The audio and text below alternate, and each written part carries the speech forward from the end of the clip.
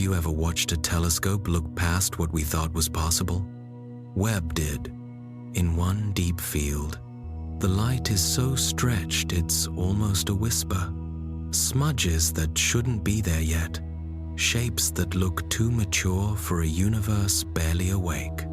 First you see a grain, then a spiral hint, then a crowd where theory predicted a desert.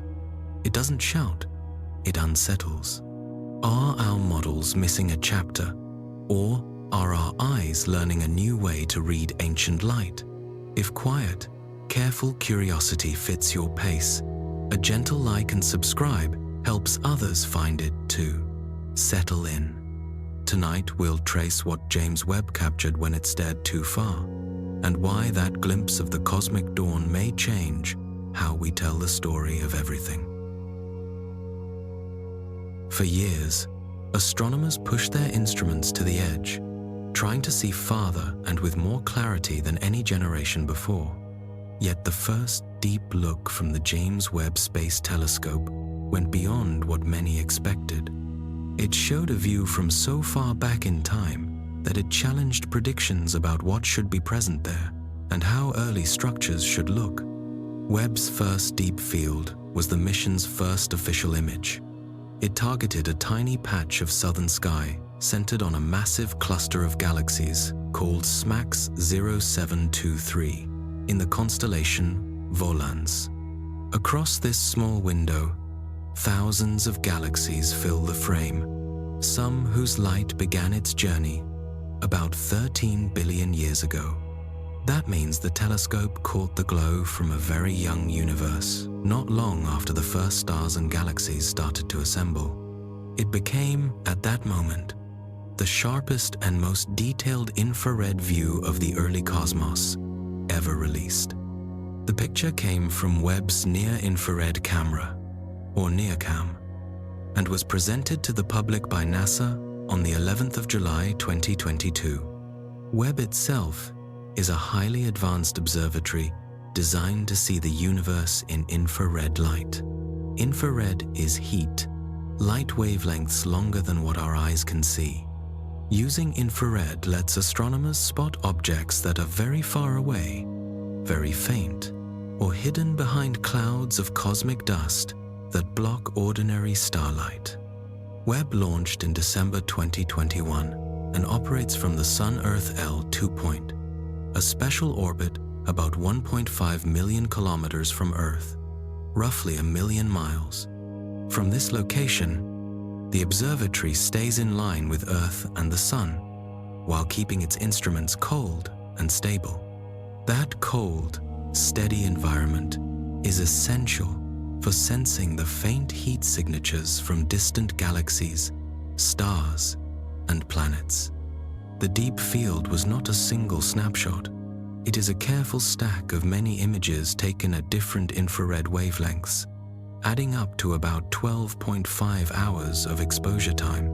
Long exposures let the detectors collect more and more photons, like filling a bucket with light that otherwise would be too thin to notice.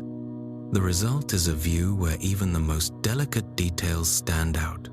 Small galaxy outlines, tiny star clusters, and faint, wispy arcs. SMACS 0723 had been observed before by Hubble and other telescopes, but never with this depth. In the deep field, we see the cluster as it looked roughly 4.5 billion years ago, long before Earth took its present form. The area looks vast, yet on the sky it is tiny, about the size of a grain of sand held at arm's length. Even within this grain-sized patch, the number of visible galaxies is striking. Many galaxies glow red or orange in the image because of redshift. As the universe expands, light traveling through it is stretched to longer wavelengths. Blue light shifts to red, red shifts into infrared. The farther the light has traveled, the more it is stretched. Researchers measuring Webb's deep field have already estimated redshifts for nearly 200 objects. The most distant among them sits at a redshift of about 8.498. That value means the light left that galaxy when the universe was still very young, only a few 100 million years after the Big Bang. Another key to the image is gravitational lensing, the total mass in the cluster, its galaxies, gas, and dark matter bends the space around it. When light from even more distant galaxies passes through that warped region, it gets stretched, magnified, and sometimes split into arcs or multiple images. The cluster acts like a natural telescope. This lensing effect boosts the brightness of background galaxies that would otherwise be too faint for any instrument to see, letting Webb pick out structures that had been beyond reach. Some bright points in the deep field sprout 6 strong spikes and 2 fainter, horizontal spikes. These are not real features of stars or galaxies. They are optical artifacts. The 6 main spikes are diffraction spikes, caused when light waves encounter the edges of Webb's large, segmented mirror. Webb's primary mirror is made of 18 hexagons arranged into a honeycomb. That geometry shapes how light diffracts, producing 6 obvious rays. In contrast, telescopes with round mirrors, or lenses, tend to show circular, airy disks rather than spikes.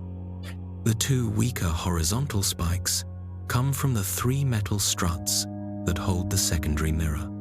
Those supports also create diffraction, but 4 of their spikes overlap with the bright 6 from the main mirror. Only 2 extra fainter spikes remain visible. These patterns are a normal result of the observatory's design and do not change the science. On the 11th of July 2022, the deep field became the deepest, sharpest infrared image of the universe released to that date. It was also the first full-color Webb image shown to the public. The scene astonished professionals and newcomers alike. So many galaxies in such a small patch, so much structure in objects so far away. Webb's sensitivity revealed some of the faintest galaxies ever seen in the infrared. Their light has been crossing space for billions of years before finally reaching the detectors, giving us a look back in time. By studying these systems, scientists learn how the first galaxies formed, gathered gas, built stars, and changed over their first few 100 million years. The unveiling was marked at a special event hosted by the President of the United States, Joseph R. Biden Jr., a public moment that highlighted both the science and the long effort behind it. For astronomy, it was a milestone. For many viewers, it was a reminder that even the smallest window can open onto a huge story.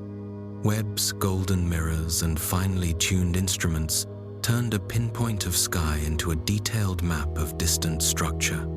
The deep field is more than a photograph. Every tiny sparkle is itself a galaxy with billions of stars, and many of those stars may have planets. The richness of the view hints at how much lies beyond our immediate neighborhood. Webb keeps observing, building on that first success, with new targets and new depths. But the early image remains a symbol of what careful engineering and patient observation can reveal. Another of Webb's early targets lies within our own galaxy, the Carina Nebula, also called the Eta Carinae Nebula, and listed as NGC 3372. It sits in the southern constellation Carina, along the Carina-Sagittarius arm of the Milky Way.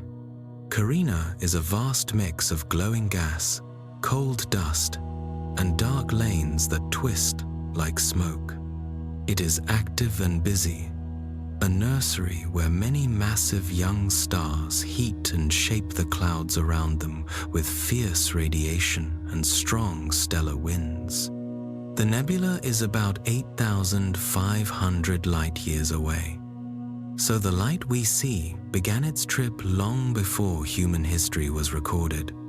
Within Carina is a large stellar association called Carina OB1, home to several open clusters rich in bright, heavy stars.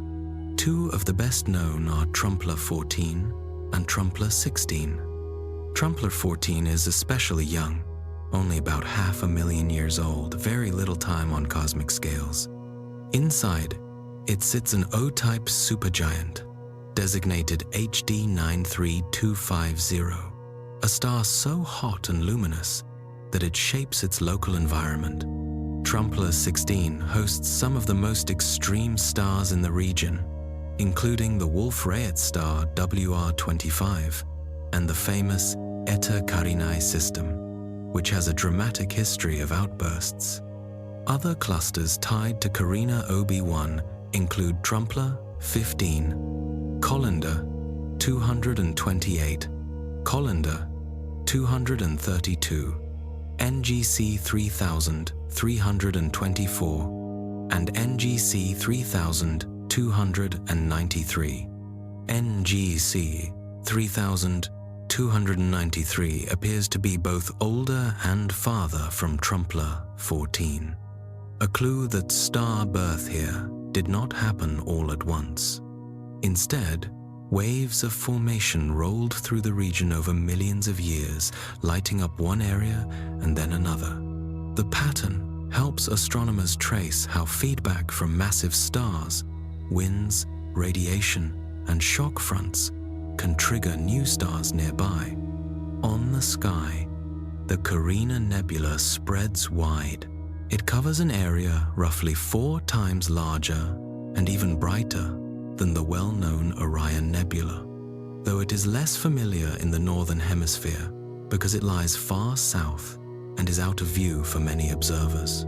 The first recorded note of Carina dates to 1752, when the French astronomer Nicolas Louis de Lacaille catalogued it from the Cape of Good Hope. Since then, Carina has become a favorite laboratory for studying how stars are born, live, and end their lives.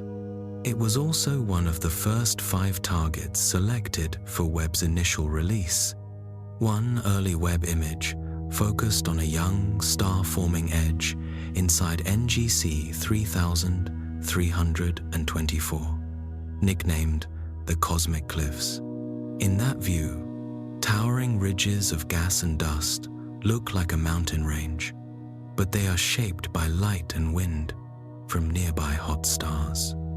The scene shows, up close, how radiation carves cavities, how jets from newborn stars punch through their surroundings, and how gravity and pressure work together to build structure. Astronomers describe Carina's apparent size as about 120 by 120 arc minutes, and place its center near right ascension, 10 hours 45 meters, 8.5 seconds, and declination 59 degrees, 52 south.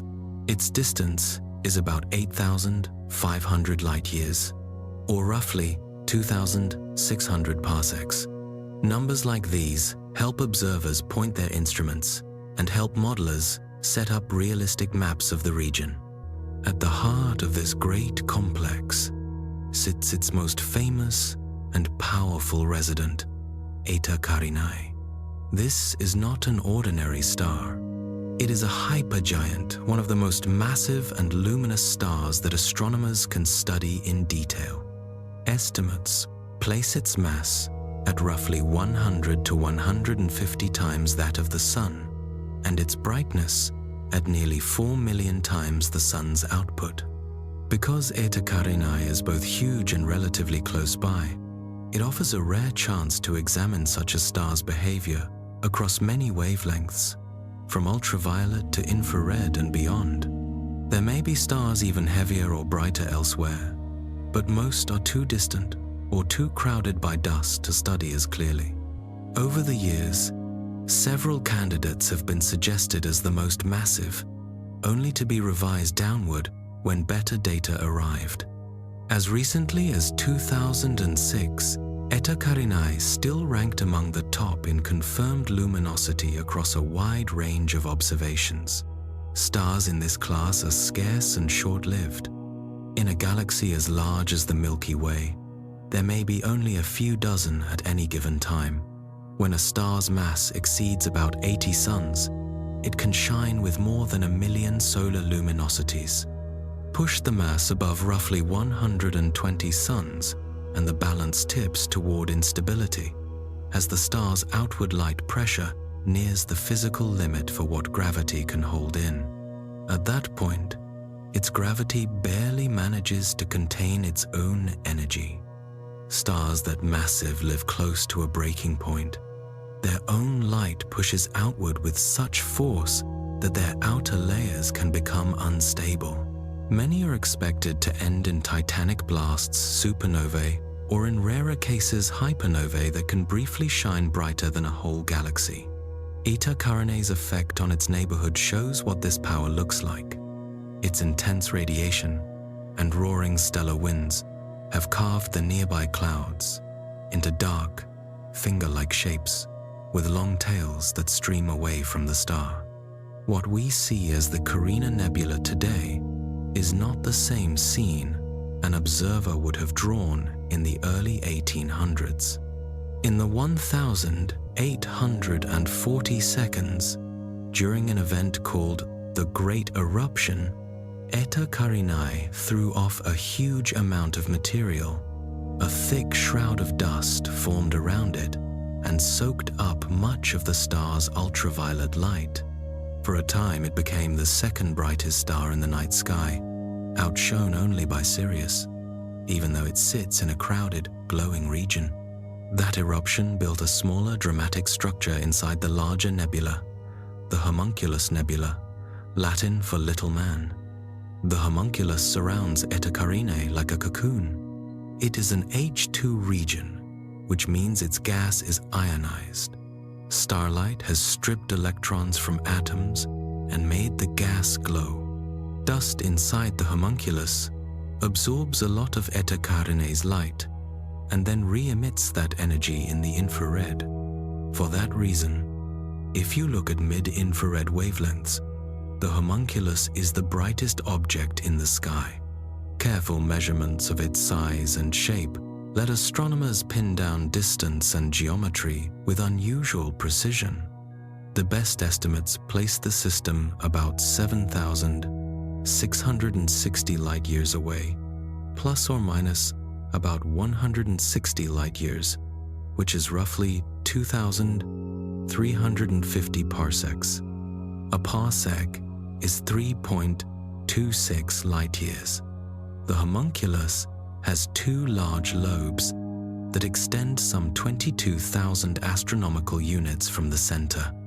An astronomical unit is the Earth-Sun distance. Together, those lobes form a shape like two joined bubbles. The whole structure is tilted about 41 degrees relative to our line of sight, so we view it from a slightly forward angle rather than directly from the side. Inside the broader Carina Nebula is a smaller, darker feature called the Keyhole Nebula. The keyhole is a compact cloud of cold molecules and dust, silhouetted against the bright background. Filaments along its edges glow and curl, tracing where hot gas meets denser clumps. The strong contrast makes the shape stand out, almost like a cutout doorway into the bright cloud behind it.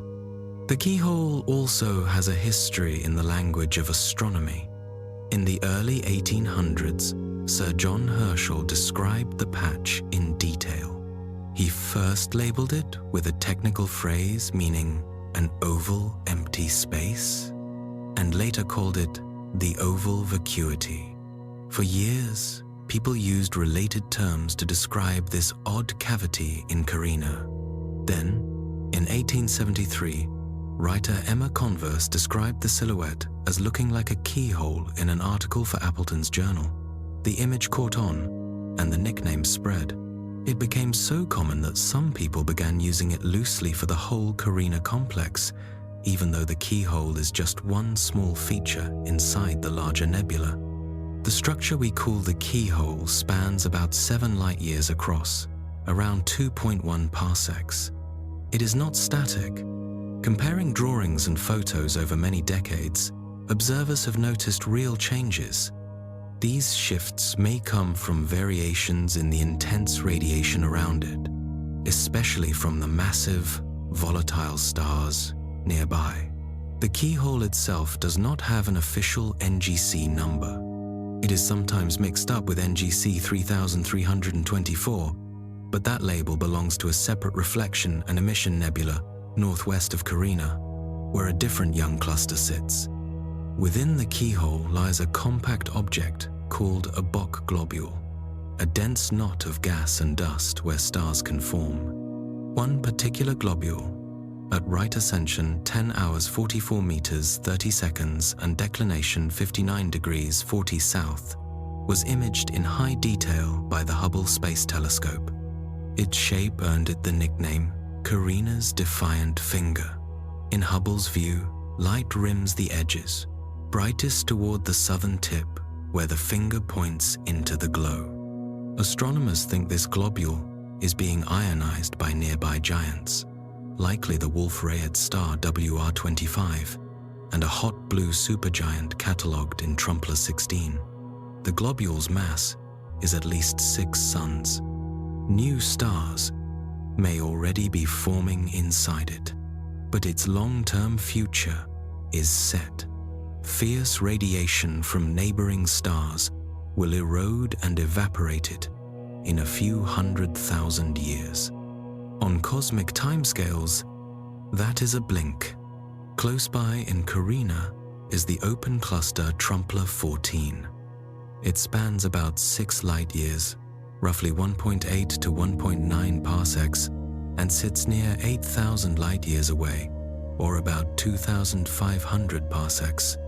Trumpler 14 is rich in hot, young, bright stars. Astronomers have catalogued around 2,000 of them, and the cluster's total mass adds up to about 4,300 suns. These stars bathe the surrounding gas and dust in light and wind, shaping cavities, ridges, and bright fronts that define much of the nebula's dramatic look. Another cluster, Trumpler 15, lies toward the northeast edge of Carina. Its distance was debated for years, but data from ESA's Gaia mission showed it sits at about the same distance as the other clusters in the Carina OB1 association. In short, it truly belongs to the same extended family of hot, massive stars. Trumpler 16 is larger and more massive than Trumpler 14 and is a keystone of the Carina OB1 association. Its most famous member is Eta Carinae, whose behavior can dominate the local environment. Radiation and winds from Eta Carinae pour into the surrounding clouds, driving shocks and stripping material, and over time, they change features such as the keyhole. Another striking landmark in the region is Mystic Mountain, a tall pillar of gas and dust captured by Hubble's Wide Field Camera 3 on February 1–2, 2010 for the observatory's 20th anniversary. The column is about 3 light-years tall. Within it, newborn stars launch narrow jets from the peaks. Those jets and the glare of nearby giants sculpt the pillar's edges into sharp, bright forms. Carina also hosts stars with extreme physical traits. WR22 is an eclipsing binary 2 stars, orbiting so that from Earth, one passes in front of the other, causing a rhythmic dip and rise in brightness. Estimates vary, but the primary may weigh between 60 and more than 70 solar masses, while the secondary's mass falls between about 21 and 27 solar masses. Some studies place the primary as high as 74 or 78 suns, which would make it one of the most massive stars directly measured. Near the center of Carina in Trumpler 16 is WR25. Its main star is a Wolf-Rayet object, a class known for high temperature, heavy element lines in their spectra, and fierce mass loss. WR25 shines with millions of solar luminosities. Its companion is hard to see, but is likely a hot OB-type star.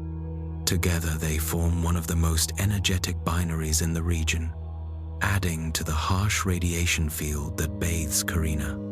Another standout system is HD 93129, a triple made of very hot O-type stars. It has two main components, HD 93129A and HD 93129B. HD 93129A is itself a close pair. The brighter member dominates the light, though the companion is only about 0.9 magnitudes fainter. The brighter star is an O2 supergiant, among the hottest and most massive stars known. Its close partner is an O3, 5 main sequence star.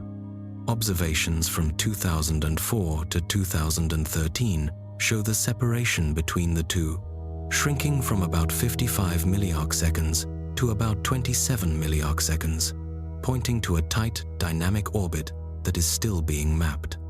HD 93129b sits roughly 3 arcseconds away from the inner pair and is also an O3, 5 main sequence star. It appears about 1.5 magnitudes fainter than the combined A pair, yet its overall luminosity is comparable to that of HD 93129A by itself. As a trio, they are among the brightest beacons in Carina's busy star field. HD 93250 is another brilliant object in the area. It lies only about 7.5 arc-minutes from Eta Carinae. It is usually grouped with Trumpler 16, though on the sky it sits a bit closer to compact Trumpler 14. HD 93250 is a binary, but the two stars have not been split directly in images. Evidence from spectra and light changes shows two very similar components. Over the years, studies have given it a range of spectral types from O5, O6, and O7 to O4 and even O3. Some lists called it a main sequence star, others called it a giant. The system is now used as a standard of a newer category, O4 subgiant, defined by the Galactic O-Star Spectroscopic Survey. That role makes it a reference point when classifying other hot, massive stars.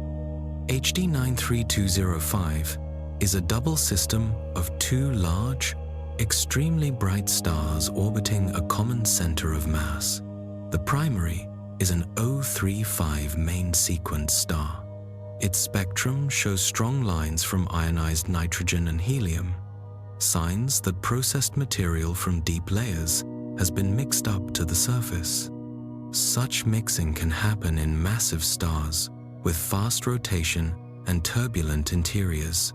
The spectrum also shows a powerful stellar wind, a steady outflow of gas at high speed.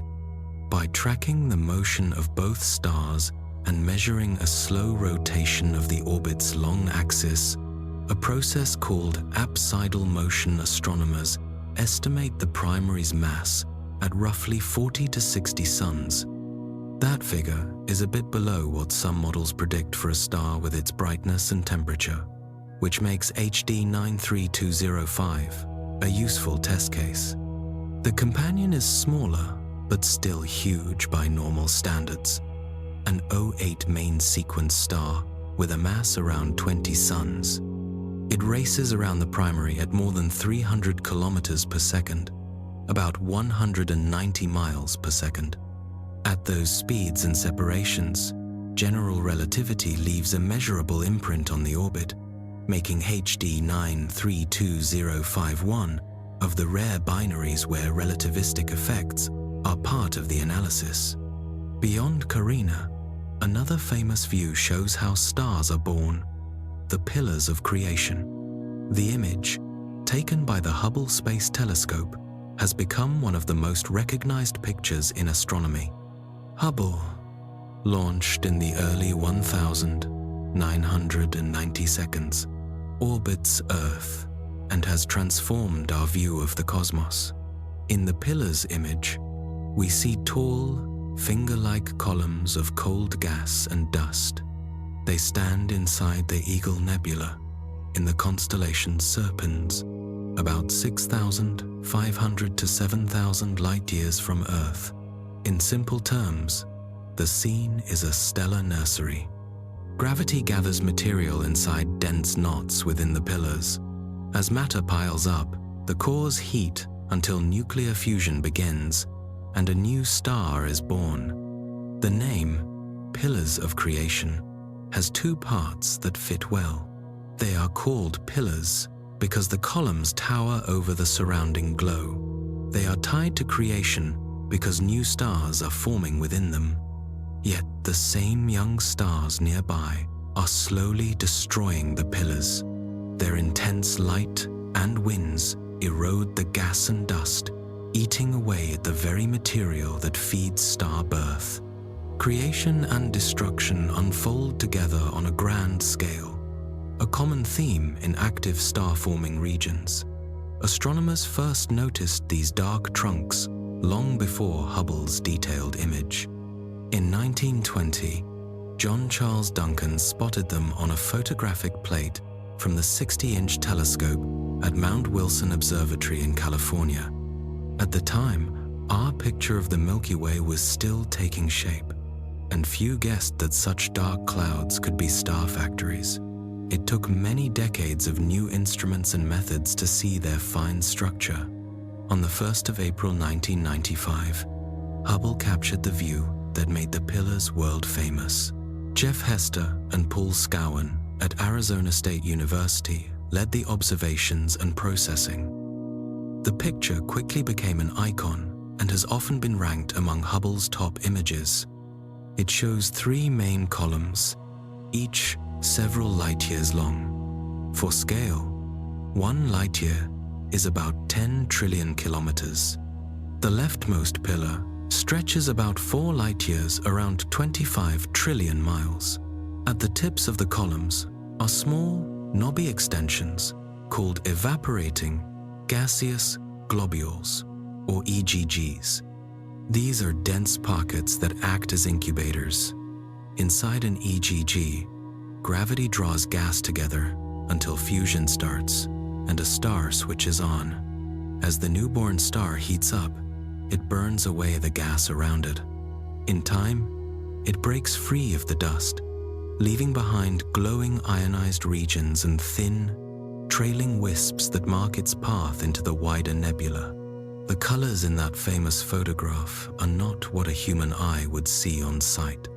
They are a careful blend of 32 separate frames taken through different filters on Hubble's Wide Field and Planetary Camera 2, or WFPC-2. Each filter isolates light from a specific element in the gas. In this palette, hydrogen is mapped to green, sulfur to red, and oxygen to blue. When those channels are combined, they create the vivid, almost unreal hues that made the view so striking. The bright, razor-edged outlines along the pillars mark places where ultraviolet light from nearby hot stars hits the gas, heats it, and makes it glow. A small missing corner in the upper right of the picture is not a flaw in space, but a quirk of the instrument. One of WFPC-2's 4 sensors had a higher magnification. When images are rescaled to line up, a small step-shaped gap can appear, and whether you notice it depends on how the final mosaic is oriented. After its 1995 release, the Pillars of Creation image spread far beyond observatories and journals. It appeared in magazines, documentaries, classrooms, and posters, and became one of the most recognized pictures in modern astronomy. Years later, It was noted that the image had been printed on everything, from shirts to coffee mugs. The phrase, "pillars of creation," itself comes from an 1857 sermon by Charles Spurgeon. The original use was religious, but the wording fit the scientific scene so well that it became the enduring name of a region where new stars are literally being built. Astronomers kept going back to the pillars with new tools and new wavelengths. In 2001, NASA's Chandra X-ray Observatory examined the area. It did not find many strong X-ray sources within the columns themselves, which suggested there were not large numbers of very young, massive stars deep inside them. It did, however, detect X-rays from other young stars spread around the region, showing that star birth was active nearby. In 2007, more of Chandra's data were released, giving researchers a fresh view of the high-energy landscape. In 2010, the European Space Agency's Herschel Space Observatory imaged the pillars in far infrared light. Infrared passes through dusty clouds that block visible light, so Herschel could probe the colder, denser cores where stars take shape. Those observations helped map how radiation from hot stars sculpts the columns and gradually eats away at them. A major update came in January 2015 for Hubble's 25th anniversary. Using the newer Wide Field Camera 3, installed in 2009, astronomers captured a sharper, wider version of the original scene. The improved image revealed added structure at the base of the pillars, as well as faint stars missed before. An infrared version released at the same time peered through the dust and showed even more newborn stars hiding inside. Before that Hubble update, NASA's Spitzer Space Telescope, which observes in the infrared, had found a curious patch of hot dust near the pillars. Its shape and temperature led some to propose that a supernova shockwave had already passed through the area about 6,000 years ago and might have destroyed the columns. Because the pillars are about 7,000 light years away, the argument went, we would still be seeing them as they were 1,000 years before the shock's visible effects reached us. Others pushed back. If a supernova had occurred nearby, they argued, radio and X-ray signals should be much stronger than observed. An alternative explanation fit the data. Strong winds and radiation from massive stars could heat the dust and produce a similar glow without requiring an explosion. In that picture, the pillars continued to erode slowly under steady ultraviolet light. As instruments improved, the region yielded still more detail. In October 2022, the James Webb Space Telescope used NIRCam, its near-infrared camera, to image the pillars with extraordinary clarity. Webb revealed many compact red points along the edges of the towers, young stars still wrapped in the gas and dust that formed them. The shapes of the columns appeared more finely threaded than before, with filaments and ripples that earlier cameras could not resolve. In June 2024, NASA released a new three-dimensional visualization built from both Hubble and Webb data. This model let viewers fly through the structure, switching between visible and infrared layers to see how material is distributed and how young stars shape their surroundings. It was described as the most complete multi-wavelength movie yet of this star-forming zone. The tools behind these views have their own story. WFPC-2, which captured the 1995 image, was one of Hubble's workhorse instruments. It used 4 CCD's light-sensitive chips to turn faint photons into digital pictures. During the final servicing mission in 2009, astronauts replaced WFPC-2 with Wide Field Camera 3, which brought better sensitivity and broader wavelength coverage. WFPC-2 returned to Earth, and is now preserved for the public, a museum piece that once delivered a landmark view. The pillars sit within the Eagle Nebula, a large cloud of gas and dust in the Milky Way's Carina-Sagittarius arm. The nebula is a stellar nursery filled with hundreds of young stars at different stages of growth. Light from those hot, massive stars ionizes nearby gas. The atoms lose electrons and glow, giving the region its soft, colored shine. The darker silhouettes are thick dust clouds that block the light behind them and outline the fingers we see. Inside each pillar, smaller clumps of gas are slowly collapsing under gravity. Some will become stars. Some may gain disks that later form planetary systems. Ultraviolet radiation from nearby giants compresses parts of the clouds, while it strips away outer layers. Over time, that balance of push and pull sculpts the columns into their tall, tapering shapes. The small knobs at the tops of the pillars are especially important. Each knuckle is far larger than our entire solar system and acts like a shield for the material behind it. The densest clumps inside these knuckles are called evaporating gaseous globules, or EGGs. They soak up much of the ultraviolet light and cast long shadows. Within those shadows, gravity can work in relative safety, letting star formation proceed. Eventually, as the newborn stars heat up, they erode their cocoons and press outward, and the EGGs themselves vanish, revealing the young stars they once hid. The gas in the pillars is mostly cool molecular hydrogen, mixed with dust, grains, and trace amounts of elements such as carbon, oxygen, and sulfur. In the densest clumps, temperatures are only tens of degrees above absolute zero. Even so, gravity can pull matter together strongly enough that once a critical density is reached, the core heats and nuclear fusion begins. From those small beginnings, full star systems emerge. Meanwhile, the pillars are steadily reshaped by photoevaporation. Ultraviolet light breaks molecules apart, heats the gas, and drives it off the surface into space. This slow removal gives the columns their carved look. Over many thousands of years, the process will thin and erase the structures, and their material will mix back into the nebula. Thanks to long-term monitoring with Hubble and other observatories, astronomers can watch this change in detail. They track small shifts in brightness and shape, and measure how fast gas is being lost while stars continue to form in protected cores. By comparing visible light, infrared, and X-ray data, they assemble a layered picture. Visible light shows the glowing skins.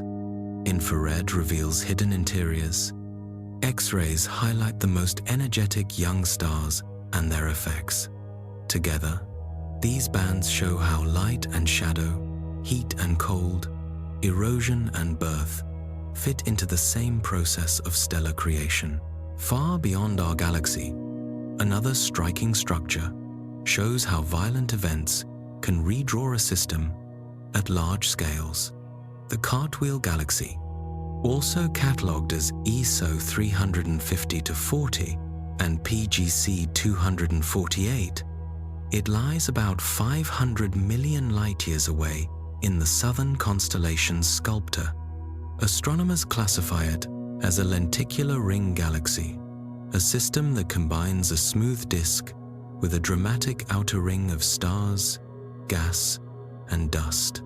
The ring likely marks the wake of a powerful disturbance that set off waves of star formation as it moved outward. The galaxy's isophotal diameter, its apparent size measured at a standard brightness level, is about 57.7 kiloparsecs, which is roughly 188,200 light-years across. Its total mass is estimated between about 2.9 and 4.8 billion times the Sun's mass, and the outer ring circles the center with a rotation speed of roughly 217 kilometers per second. The Cartwheel Galaxy entered astronomy in 1941, when Swiss astronomer Fritz Zwicky noticed its unusual shape on deep photographic plates. Zwicky, a bold thinker who helped introduce the idea of dark matter, called the Cartwheel one of the most complicated stellar systems known, and said it was waiting for an explanation rooted in stellar dynamics. Time proved him right. Decades later, the Cartwheel became a classic case of how powerful galaxy collisions can transform a normal system into a ring-shaped wonder. Measurements gathered, since summarized in catalogs like the Third Reference Catalog of Bright Galaxies, RC3, confirm its large size. The D25 isophoton diameter is about 60.9 arcseconds, which, using a redshift distance near 132.2 megaparsecs, about 431 million light-years, corresponds to roughly 57.7 kiloparsecs, or about 188,200 light-years across. That makes the Cartwheel slightly larger than Andromeda, itself one of the biggest members of our local group. The Cartwheel does not live alone. It is the central and dominant member of a small collection known as the Cartwheel Galaxy Group. 3 companions move nearby and interact through gravity.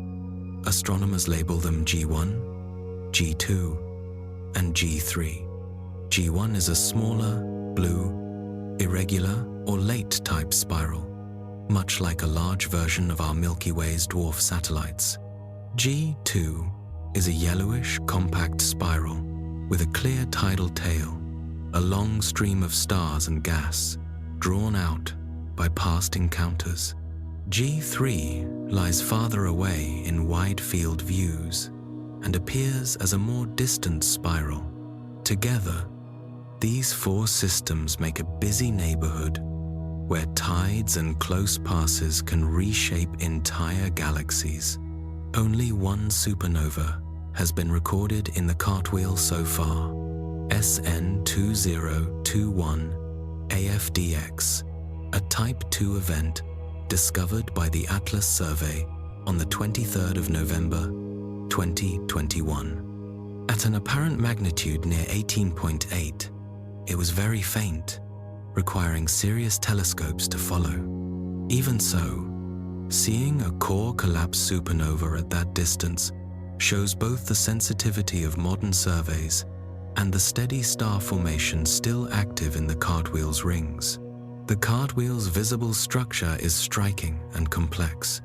2 main rings dominate its face. The bright outer ring, what gives the galaxy its wheel look, is a site of intense star formation. That activity is triggered when a wave of compression moves through gas and dust, squeezing clouds until they collapse into new stars. Inside that is an inner ring around the nucleus. Between the two lies a dark band often called a nuclear dust ring, where dust absorbs and dims light. Faint, narrow features connect hub to rim.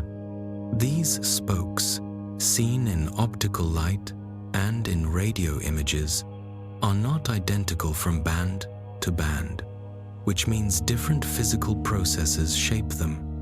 Radio continuum spokes are mainly non-thermal, linked to cosmic rays and magnetic fields, while optical spokes trace stars and dust. Most evidence points to a dramatic past. The Cartwheel was likely a normal spiral before a smaller galaxy punched through its disk in a near head-on collision a few 100 million years ago. This bullseye impact sent a powerful gravitational shockwave racing outward across the disk. As the wave traveled, it compressed gas into a moving front that lit up as a ring of starbirth, while the central regions remained relatively calmer. The blue color of the outer ring comes from hot, massive, short-lived stars that form and die quickly. Because they fade on timescales of tens of millions of years, their presence marks where star formation has been strongest and most recent. As the wave moves on, it leaves behind newly made clusters and gives the sense of an expanding ring. Astronomers also track signs that the cartwheel is slowly rebuilding a spiral pattern. Features that look like fresh arms appear to grow from the inner regions, extending outward like spokes that may later wind into proper spiral arms. Other ideas have been tested to explain the ring without a collision. Models of gravitational Jeans instabilities, for example, show how a disk can fragment under its own gravity and form rings or arcs through axisymmetric and non-axisymmetric perturbations. But when these models are compared with the cartwheel's specific shapes, ages, and motions, they fall short. The direct collision picture matches the data much better. In deep optical images, the cartwheel's three neighbors are easy to spot, but radio maps add a key piece, a long tail of neutral hydrogen, H, connecting the cartwheel to G3. Hi is the most common atomic hydrogen and is excellent for tracing past interactions. The gas tail implies G3 is physically bound to the cartwheel and is likely the true bullet galaxy that passed through the disk. The estimated age of the ring, about 300 million years, fits with the time a shock would need to expand to its current radius. G1 and G2 are closer on the sky today, but their distances and tails do not match the profile of the original collider. G3, about 88 kiloparsecs, roughly 287,000 light-years, from the cartwheel's center, lines up better with the expected path of a galaxy that has already plunged through and moved away. Tails of hydrogen are a powerful way to confirm who hit whom. Gas is easier to strip from a galaxy than stars, so during encounters, it peels off and forms bridges and streams that hold the memory of direction and speed. In dense clusters, a different process ram pressure stripping can sweep gas out as a galaxy plows through hot intracluster plasma, leaving jellyfish-like tentacles.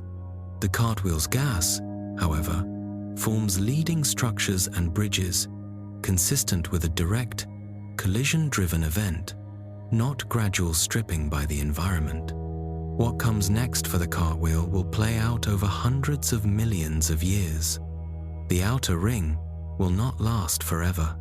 As energy spreads out and gas is used or dispersed, the ring will fade and fragment. Material will drift inward, and density waves may help rebuild spiral arms. The details depend on the orbits of G1, G2, and G3. If one returns for another close pass, the timetable could change, producing a second ring or fresh distortions. For now, the cartwheel is a powerful laboratory for star formation under stress. The collision set off a starburst, an episode when stars form far faster than in calm disks. In a starburst, gas is consumed quickly as many clusters form at once, including a high fraction of very massive stars. These heavyweights live fast and die young as supernovae. Their remnants, neutron stars and black holes, accumulate in the regions that recently formed them. Many end up in tight binaries with normal stars. As gas falls from the companion onto the compact object, it heats to millions of degrees and shines in X-rays. Observations show an unusually large number of bright X-ray points along the cartwheel's rim, including ultraluminous and even hyperluminous sources. The brightest are likely black holes feeding from nearby companions. Their distribution supports the idea of a young, intense star-forming ring. Spectra add more pieces. The outer ring shows strong emission from ionized hydrogen, H2 regions, and oxygen, classic markers of hot, young stars and glowing nebulae. Infrared data reveal warm dust heated by those stars. Radio maps include thermal emission from ionized gas and non-thermal synchrotron emission from cosmic rays spiraling in magnetic fields, often amplified by shocks. Put together, these bands show a galaxy mid-transformation, where the traces of violence coexist with fresh creation. The companions show wear and tear as well. Tidal stretching, warped disks, and disturbed arms are common signatures in small groups like this. Over very long times, the whole group may merge into a single larger galaxy, likely an elliptical or lenticular, depending on how much angular momentum and gas survive future encounters. Computer simulations now reproduce the cartwheel's look in detail. When a small galaxy passes nearly perpendicular through the center of a larger spiral, it launches circular density waves that move outward across the disk like ripples in a pond. Where the wave passes, gas compresses, star formation spikes, and a bright ring forms. The spokes can arise from a mix of shearing motions, bar-like instabilities, and magnetic field structures that channel gas and cosmic rays. The cartwheel offers real data to test and tune these models, linking theory to observation at galactic scales. Part of the cartwheel's appeal is visual. In high-resolution images from Hubble, and more recently, from the James Webb Space Telescope, the system truly looks like a wheel. A luminous blue rim of young stars, a yellower, older hub, and dark lanes of dust snaking between. The faint spokes give the impression of a mechanical structure, but they are made of stars, gas, fields, and high-energy particles shaped by gravity and shocks. Encounters like this are not rare. Across cosmic history, galaxy interactions have been a main driver of change, fueling starbursts, growing black holes, and transforming spirals into ellipticals.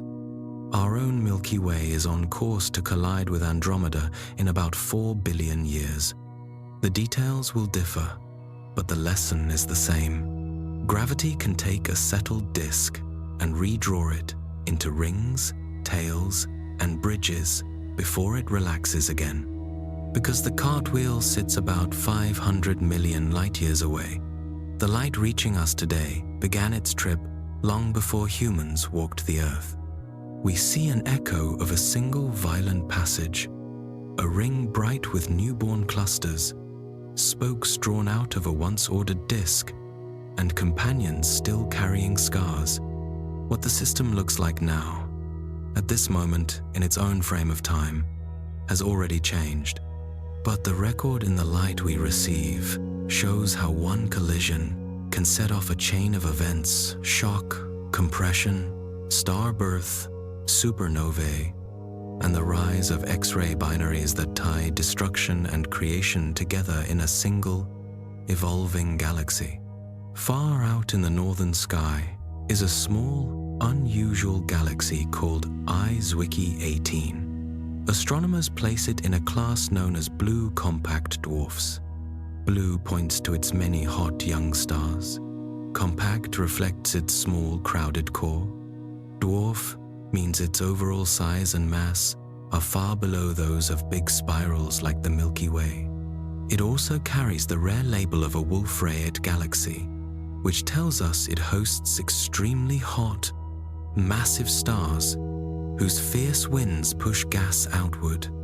I-Zwicky 18 sits about 18.44 megaparsecs away, roughly 60 million light-years, in the constellation Ursa Major. It looks tiny and fresh, its blue core wrapped in faint clouds where new stars are forming. The story of I-Zwicky 18 starts in the early 20th century. During the 1,930 seconds, the Swiss astronomer Fritz Zwicky noticed it on deep photographic plates while surveying the sky. Zwicky was known for sharp observations and bold ideas, including early arguments for dark matter. He could not have guessed that this small blotch would one day become one of the most examined dwarf galaxies in the nearby universe. Decades later, it drew attention because it seemed to offer a glimpse of what newborn galaxies might have looked like in the distant past. IceWiki 18 is small and bright, but its center is also unusually active. Observers found signs of a powerful energy source there, an active galactic nucleus in the broad sense, a compact region driving strong radiation in the heart of the system. Ground-based telescopes, especially at Palomar, began to paint a clearer picture about 40 years ago. Early work suggested that IceWiki 18 might have started forming stars billions of years later than most galaxies around it. That was startling. Galaxies with such a young look were usually found only at great distances when the universe itself was very young. When the Hubble Space Telescope began to study IceWiki 18, the first high-resolution images seemed to confirm the puzzle.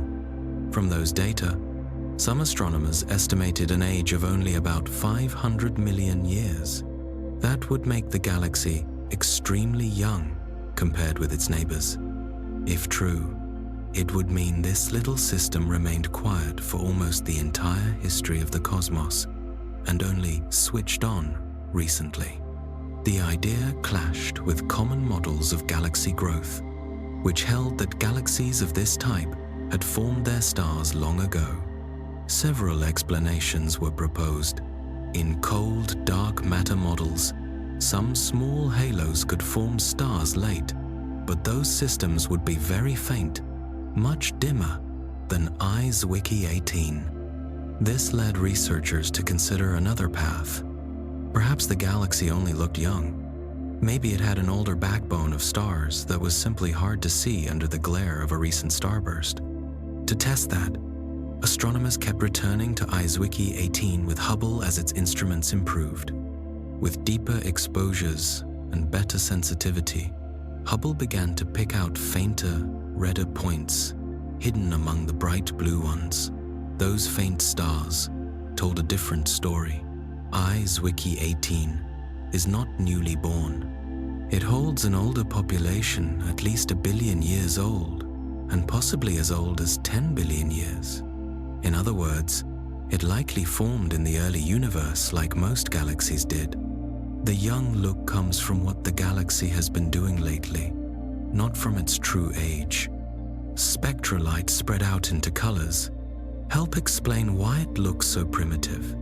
The gas is almost pure hydrogen and helium, with very little of the heavier elements that astronomers call metals. Metals are built up by many generations of stars over long stretches of time. Their scarcity in IceWiki 18 means that, for most of its life, the galaxy formed stars only slowly. Its chemistry is therefore close to primordial, a link back to conditions not long after the Big Bang. This is one reason IceWiki 18 has become a prime target. NASA's major observatories have all studied it. Spitzer in the infrared, Chandra in X-rays, Fuse in far ultraviolet, and now the James Webb Space Telescope in the near and mid-infrared.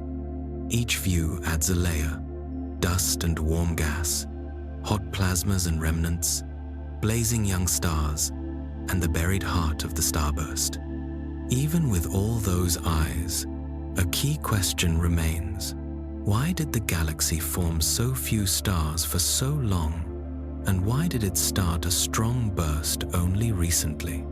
In 2015, observers found another clue: an unusually large region of ionized helium inside the galaxy. Stripping electrons from helium requires very hard radiation photons, more energetic than what ordinary massive stars usually supply. Regions like that are more common in extremely metal-poor, faraway galaxies seen soon after the Big Bang. The discovery raised a daring idea. Perhaps IceWiki 18 hosts a small number of stars that resemble the universe's first generation called Population 3.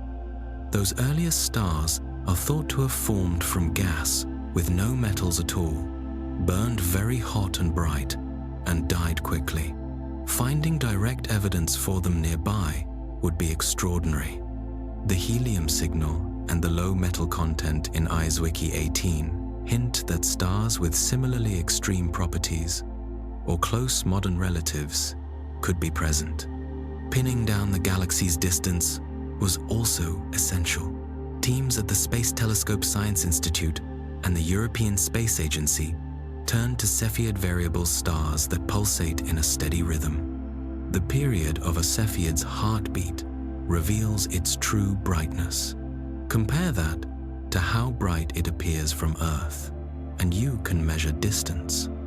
In IceWiki 18, astronomers identified 3 Cepheids with Hubble and tracked their cycles.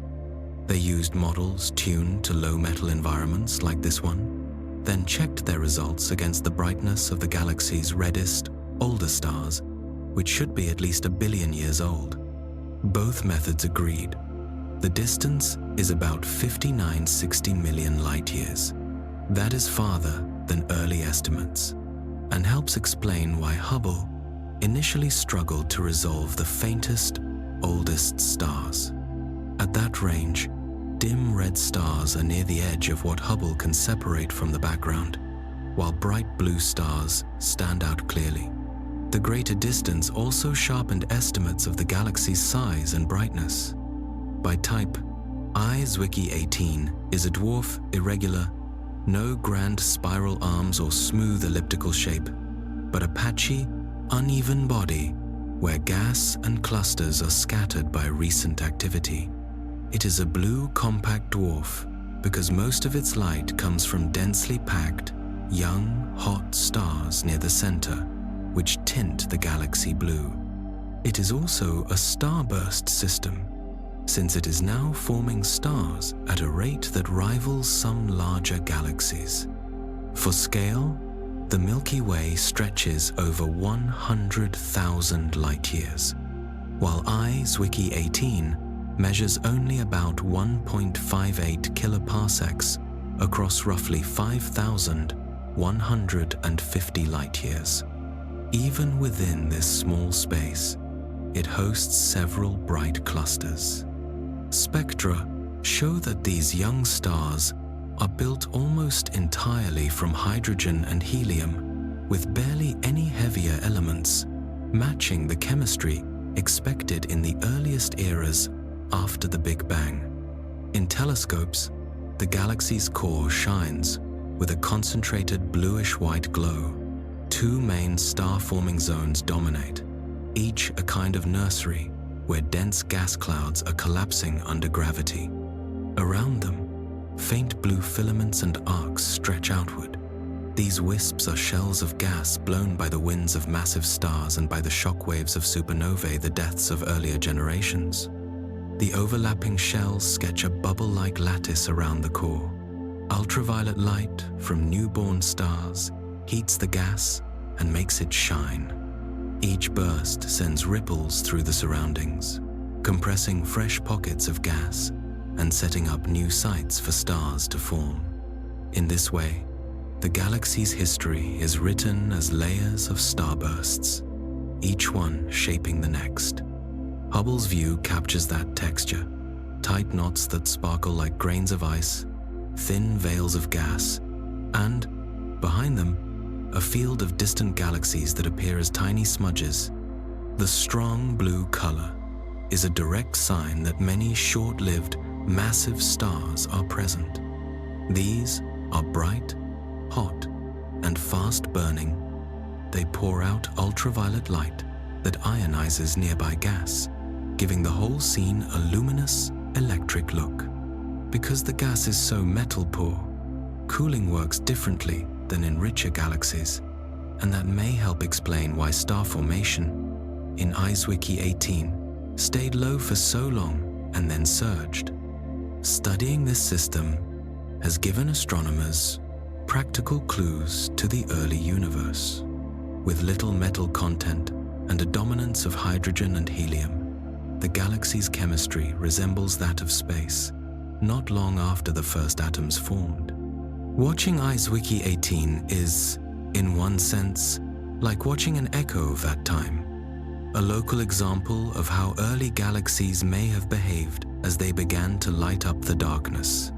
It shows how stars seed their surroundings with new elements, how repeated bursts can build structure, and how feedback, winds, radiation, and explosions can both make and unmake the clouds that feed star birth. New instruments keep adding detail. Webb's infrared eyes can see through dust and pick up faint, cool light that Hubble struggled to catch. That opens a path to finding the oldest, most hidden stars in the galaxy, and to mapping the solid cores of gas where new clusters are forming. Webb may also help answer what set off the current burst: a fresh inflow of gas, a close interaction with a faint neighbor, or a shift tied to the galaxy's dark matter halo. Each observation tightens the timeline and tests models of how small galaxies start and stop forming stars. Today, many astronomers regard IceWiki 18 as a kind of time capsule. Its slow chemical growth, extremely low metal content, and staggered starbursts make it a living record of early conditions still playing out nearby. Each new look peels back another layer. Ancient stars that prove the galaxy's long history, shells that record past explosions, and blue knots that mark recent births. The galaxy is small, but it connects two very different eras. On one side, its chemistry carries the fingerprints of the primordial universe. On the other, its active nurseries resemble the lively, youthful systems we see in the far past.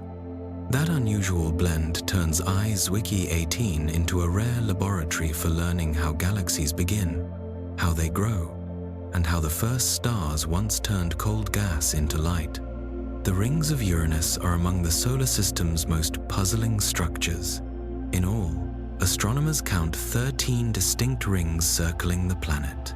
They are more complicated than Jupiter's and Neptune's faint bands, yet far smaller and less showy than Saturn's broad, icy system. Their discovery reshaped how we think about this distant, highly tilted world. The first solid evidence came on the 10th of March, 1977, when James L. Elliott, Edward W. Dunham, and Jessica Mink used the Kuiper Airborne Observatory to watch Uranus pass in front of the background star SAO 158687. They planned to study the planet's atmosphere by measuring how the starlight dimmed during the occultation. Instead, they saw 5 brief dips in brightness, both before and after Uranus covered the star shadows that could only come from narrow rings blocking the light for a moment. From those telltale disappearances, they inferred a set of tight, dark rings encircling the planet. Long before that, in 1789, William Herschel, who discovered Uranus itself, recorded a note. A ring was suspected and sketched a faint, reddish band. Because the rings are extremely dim, many have doubted that his telescopes could have shown them. The particles reflect very little sunlight. Their bond albedo, the fraction of all incoming light scattered in any direction, is only about 2%, making them nearly black against space. Herschel's report was published in 1797 and then faded from attention for almost 2 centuries. Modern work has revived parts of his claim. Observations with large ground-based telescopes, including KCK in Hawaii, indicate that at least one ring, the NIU New Ring, shows a reddish tint, just as Herschel described. By 1977, 9 rings had been identified from occultations. They were labeled by the order of the dips in starlight: Alpha, Alpha, beta, beta, gamma, gamma, delta, delta, epsilon, and others numbered 4, 5, and 6, plus eta, eta. Voyager 2's 1,986 flyby then photographed 2 additional faint rings, bringing the total to 11. Between 2003 and 2005, the Hubble Space Telescope revealed 2 more far-out rings, raising the count to 13 and roughly doubling the known radial size of the system. Brightness, structure, and composition vary from ring to ring. Ordered by increasing distance from Uranus, the named set begins with 1,986 U2R, often called Zeta, close in, and extends outward to the distant Mu ring. The inner Zeta ring lies near 38,000 kilometers from the planet's center. The outermost material reaches roughly 98,000 kilometers. Between the main rings, astronomers suspect additional faint ringlets and partial arcs made of dust features that are difficult to confirm but appear in sensitive images and during occultations. The particles themselves are extraordinarily dark. They are likely made of water ice-coated or mixed with a radiation-processed organic material that absorbs light efficiently. The rings differ from Saturn's in both look and grain size. Many Uranian rings are narrow and dense, dominated by relatively large pieces, about 20 centimeters to 20 meters across. Some bands are opaque and only a few kilometers wide. Others, like 1,986 U2R and NIU, are thinner and dustier. The faint lambda-lambda ring contains a mix of dust and larger fragments. A striking trait of the system is how little dust it contains overall. One reason may be aerodynamic drag from Uranus's extended exosphere, a very tenuous outer atmosphere, which preferentially robs small grains of speed and causes them to spiral away, leaving behind larger, longer-lived bodies. The rings appear young compared with the solar system's age. Estimates place them at no more than about 600 million years old. A leading idea is that past collisions shattered one or more small inner moons. Debris from those impacts spread out into narrow lanes, which survive where gravitational conditions are most stable. Early on, scientists thought each narrow ring needed 2 close shepherd moons to confine it, one inside and one outside, whose gravity would keep particles from drifting. Voyager 2 confirmed a classic case. Cordelia and Ophelia shepherd the bright Epsilon ring. Later observations showed the faint NIU ring is guided between Portia and Rosalind, but most other rings lack obvious shepherds, so questions remain about the exact mechanisms that hold their sharp edges. The story has unfolded step by step. Herschel's early note, the 1,977 occultation breakthrough, Voyager 2's direct images in 1986, and continuing refinements since. In September 2023, the James Webb Space Telescope used NIRCam to capture one of the clearest infrared views yet. Against the pale blue-green disk of Uranus, the dark rings appear as delicate, luminous loops, their structure crisp and their arcs unmistakable. The 1,977 discovery had a larger lesson. Saturn is not unique. Rings, though different in scale and brightness, are common among the outer planets. Uranus became the second ringed planet known, shifting attention toward the distant solar system's subtle features. A notable coincidence followed. In 1982, all 9 then-known planets, including Pluto, lined up on the same side of the Sun, an alignment that, while not physically linked to the rings, lent a poetic frame to an era of discovery. Since then, every new measurement has made Uranus's rings more intriguing. Their near-black surfaces, confined shapes, and likely violent origin hint at cycles of destruction and renewal far from the Sunday. Astronomers group the 13 rings into practical sets.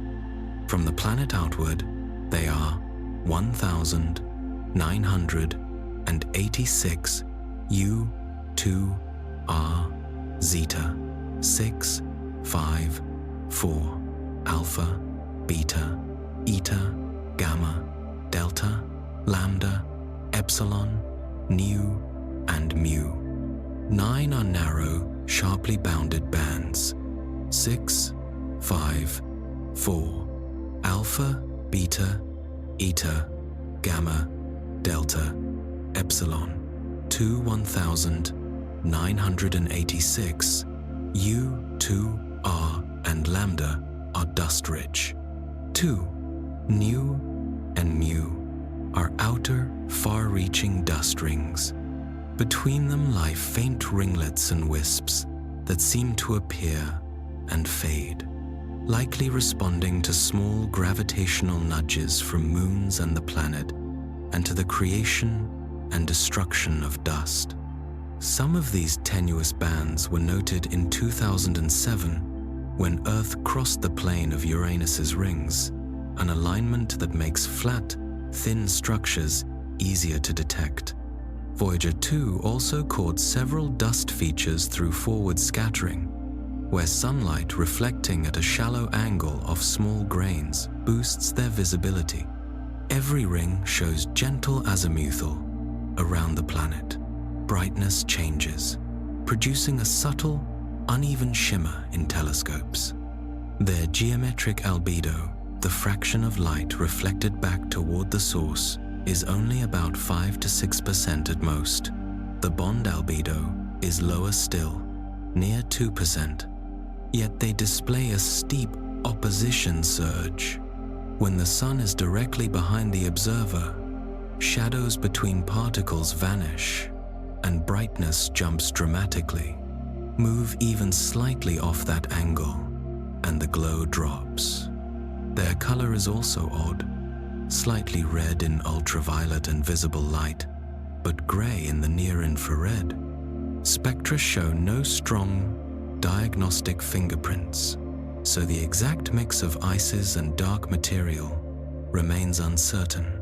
Because they are so dim, they cannot be made of clean water ice like Saturn's A and B rings. A likely culprit is an organic residue altered by Uranus's strong magnetospheric radiation over time, darkening and reddening the surfaces. Many scientists suspect the particles started with compositions similar to Uranus's inner moons, then weathered for eons under charged particles and micrometeoroids.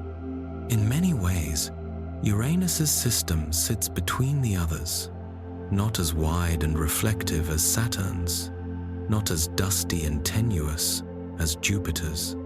Neptune's rings are narrower, darker, and dustier than Uranus's and lie farther out. But the two systems share the theme of thin, incomplete arcs and confined lanes. Even so, specific parallels exist. Uranus's Epsilon ring echoes Saturn's F ring. Both are thin, relatively dark, and kept in line by small shepherd moons. The outer Nu and Mu rings resemble Saturn's G and E rings, faint, extended, and dominated by dust. Among Uranus's rings, Epsilon stands out. It is the brightest and densest, contributing roughly 2/3 of the total reflected light from the system. Its orbit is the most eccentric of the set, slightly elongated rather than perfectly circular, yet the ring remains nearly flat, aligned with Uranus's equator. Because of its ellipticity, Epsilon changes brightness with orbital position. It shines more at apoapsis, its farthest point from Uranus, and dims at periapsis, its closest. The contrast can be a factor of 2.5 to 3. The geometry helps explain this. The ring's physical width varies around its path. Near its narrowest stretch, Epsilon is only about 19.7 kilometers wide. Near its broadest, it reaches about 96.4 kilometers. Where the ring is wider, particles are more spread out, cast fewer mutual shadows, and reflect more sunlight, so the ring looks brighter. Voyager 2's cameras showed these changes clearly. Epsilon was one of only 2 rings with enough signal for detailed imaging during the flyby. Observations from Earth and space agree that Epsilon is not optically thin. Its optical depth, how opaque it is, ranges from about 0.5 to 2.5, peaking near periapsis. The equivalent depth, a measure of total material along the line of sight, averages about 47 kilometers and remains roughly constant around the orbit. The ring's vertical thickness is not precisely known, but models suggest an extremely thin layer, perhaps on the order of 150 meters. Even in that thin sheet, Epsilon is layered. Many overlapping ringlets and possible arcs share nearly the same path, creating a tightly packed, dynamic structure. Near its widest place, the space within the ring is crowded. The filling factor, the fraction of volume actually occupied by particles, has been estimated to fall between a few percent and a few tenths depending on location. Typical pieces range from 20 centimeters to 20 meters across, separated on average by several times their own radii. Dust is scarce, likely because tiny grains are removed quickly by drag from the outermost atmosphere. Because Epsilon is so thin, it can vanish from view when seen edge-on. That happened in 2007 during a rare ring plane crossing, as Uranus's equator aligned with Earth's line of sight. Thermal observations add another layer. Measurements with ALMA indicate Epsilon's temperature is about 77.3 K, near 196 degrees Celsius. During Voyager 2's radio experiment, as the spacecraft passed behind Epsilon, instruments recorded a strong increase in forward scattering at a wavelength near 3.6 centimeters, especially near apoapsis. That pattern implies finely ordered internal structure that scatters radio waves coherently. Later work confirmed that Epsilon is not a uniform band but a collection of narrow ringlets, some perhaps incomplete. 2 small moons keep Epsilon confined, Cordelia inside and Ophelia outside. The ring's inner edge sits in a 24 to 25 orbital resonance with Cordelia. Its outer edge is in a 14-13 resonance with Ophelia. These resonances act like moving fences, corralling particles and resisting spread. For the shepherding to hold, the moons must each outweigh the ring by at least a few times. Current estimates put Epsilon's total mass near 16 kilograms, tiny on planetary scales, but enough to build a complex, resilient ring when paired with precise gravitational guidance. An enormous amount of material is held together there by Uranus's gravity and by the quiet guidance of tiny moons. The delta-delta ring is almost circular, though its plane is tilted slightly from Uranus's equator. Observers have found puzzling changes in both its brightness and apparent thickness as you go around the planet. One idea is that a small moonlet inside the ring stirs the particles and sets up wave-like patterns. The ring's sharp outer edge is tied to the inner moon Cordelia through a 23-22 orbital resonance. For every 23 laps a delta ring particle makes, Cordelia completes 22. Structurally, delta has two parts. A narrow, dense strip, only about 4-6 kilometers wide, carries most of the mass. Its equivalent depth is a little over 2 kilometers, which corresponds to a normal optical depth of roughly 0.3–0.6, quite opaque for such a slim band. Inside, that sits a broader 10–12 kilometers component that is far more transparent, with a normal optical depth near 0.03, letting most light pass. Voyager 2 could not resolve delta in reflected light, so these details came from stellar occultation's brief dips in starlight as Uranus and its rings slid in front of a star. But when Voyager looked in forward scattered sunlight, sun behind the ring, spacecraft looking into the glare, delta brightened, a sign that fine dust is mixed into the broader, clearer part. The broad component also stands taller. During the 2007 ring plane crossing, delta remained visible, even edge-on, behavior that fits a thick but sparsely filled band.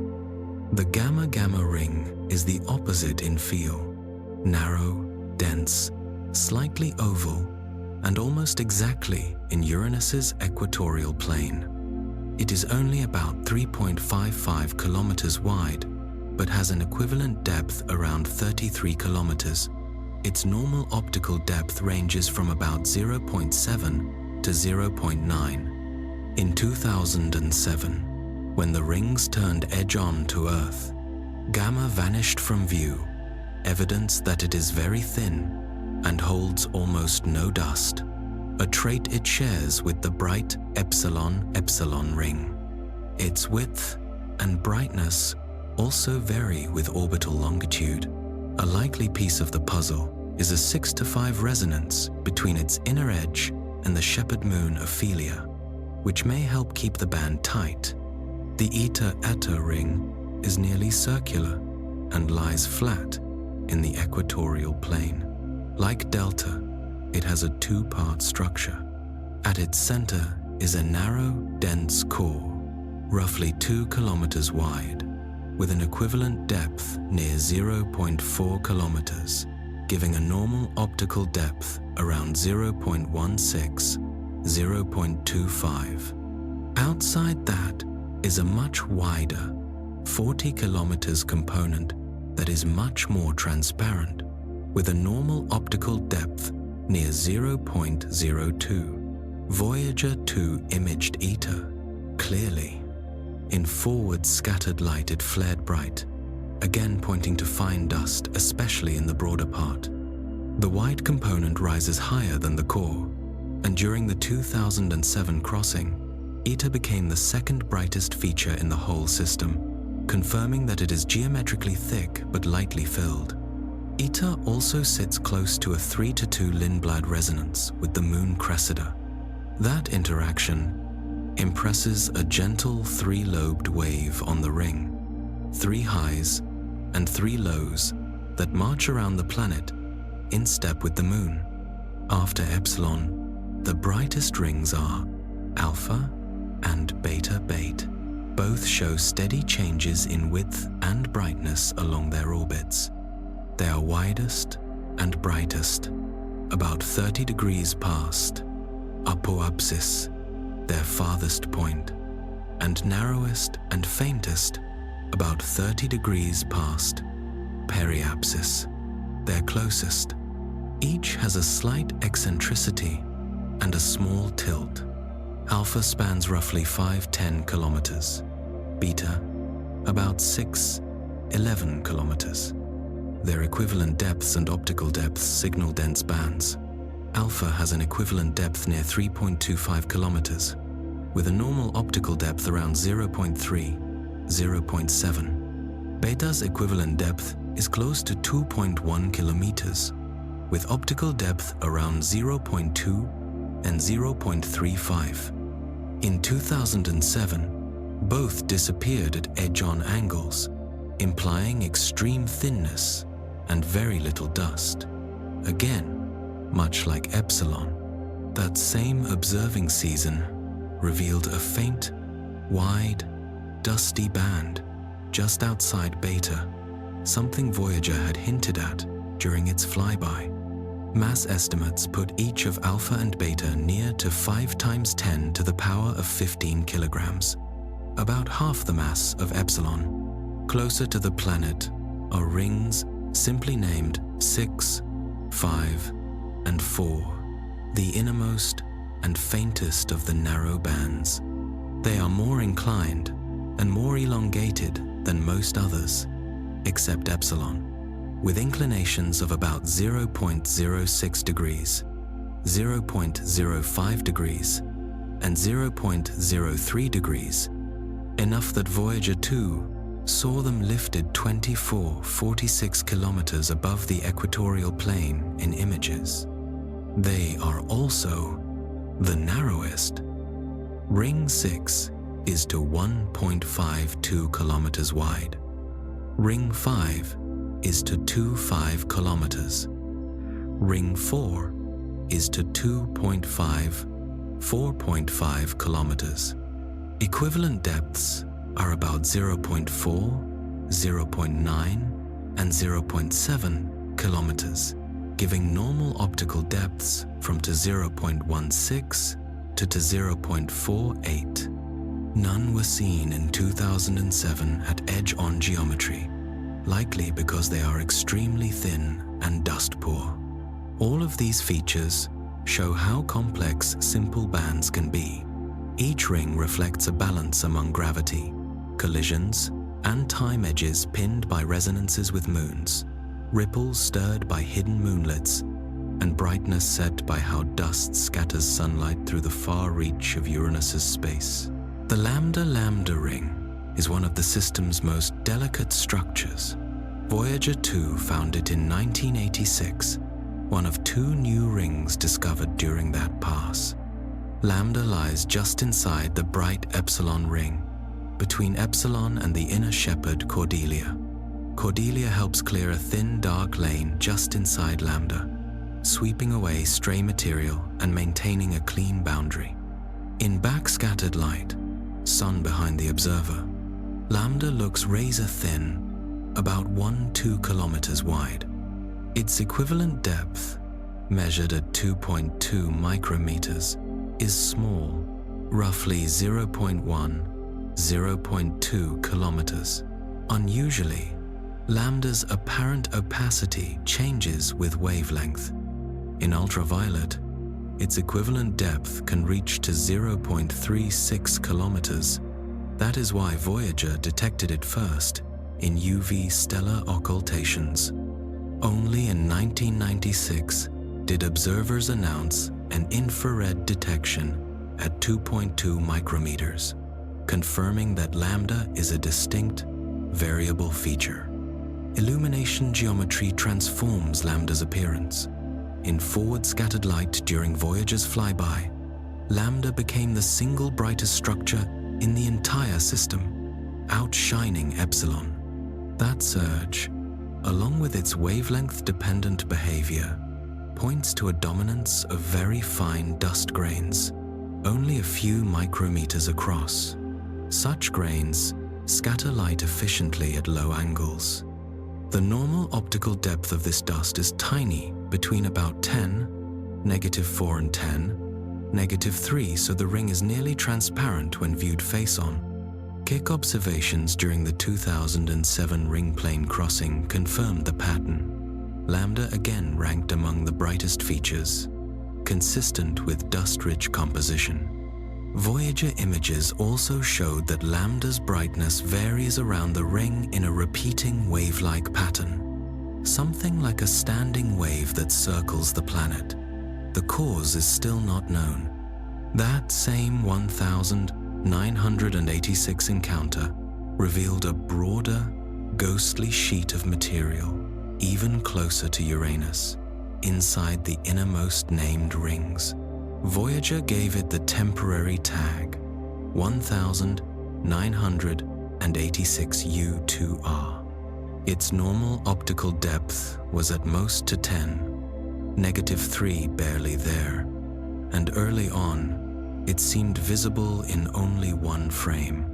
In 2022, a careful reanalysis found it in several post-encounter images located between about 37,000 and 39,500 kilometers from Uranus's center, or roughly 12,000 kilometers above the cloud tops. The feature went unseen for years. Then, in the early 2000s, KCK reported a broad, faint band just inside Ring 6, and astronomers revived and renamed the feature as the Zeta-Zeta ring. Its position had shifted compared with Voyager's finding.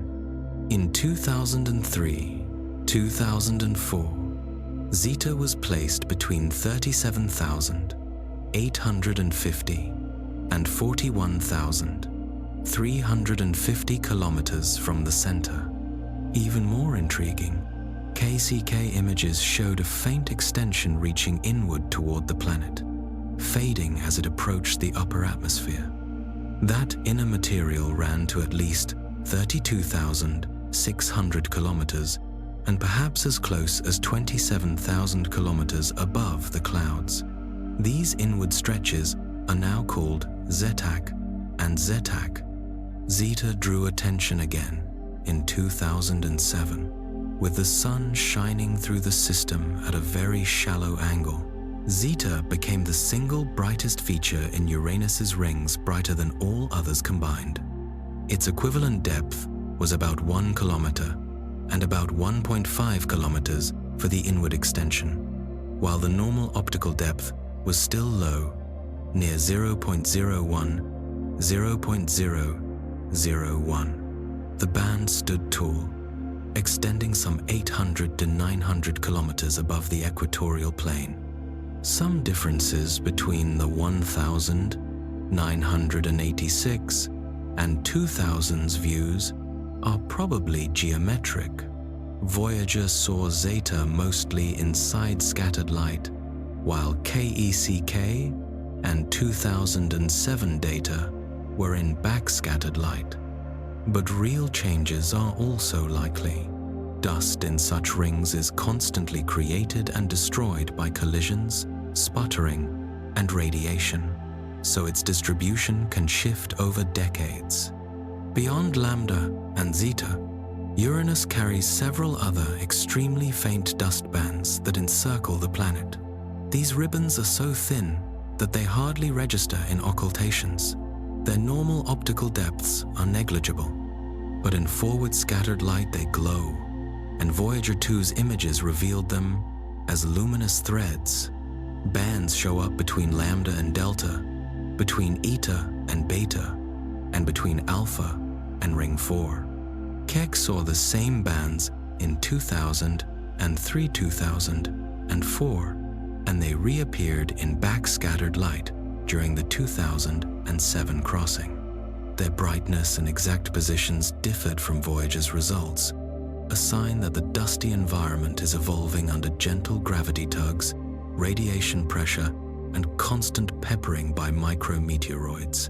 Typical normal optical depths are only a few times 10, -3, and vertical thicknesses are around to 300 kilometers.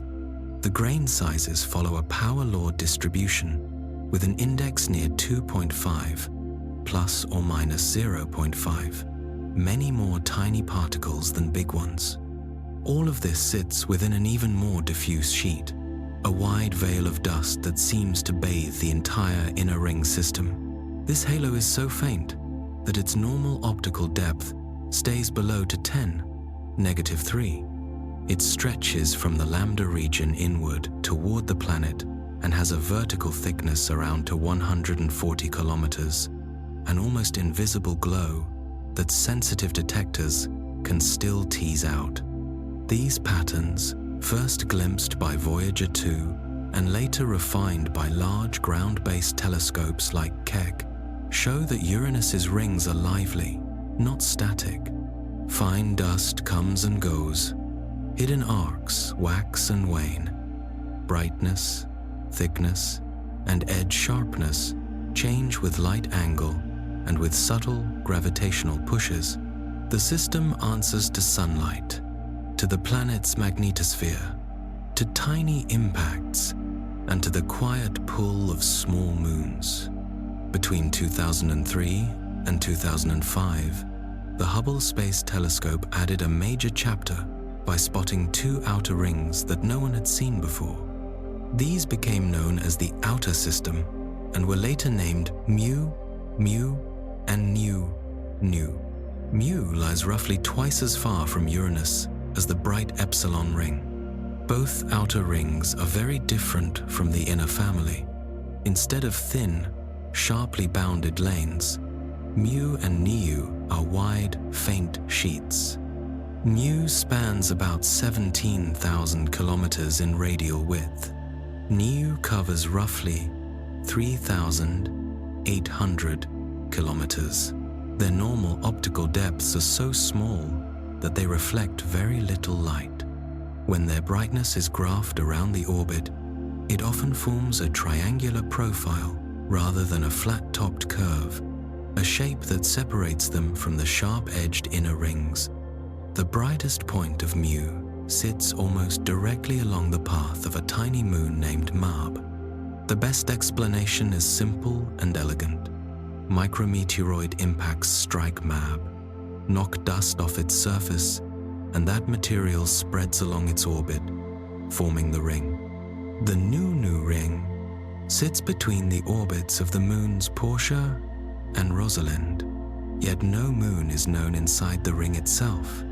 When scientists reanalyzed Voyager 2 images, both Mu and Nu stood out far more strongly in forward scattered light geometry, where sunlight passes through the dust toward the observer.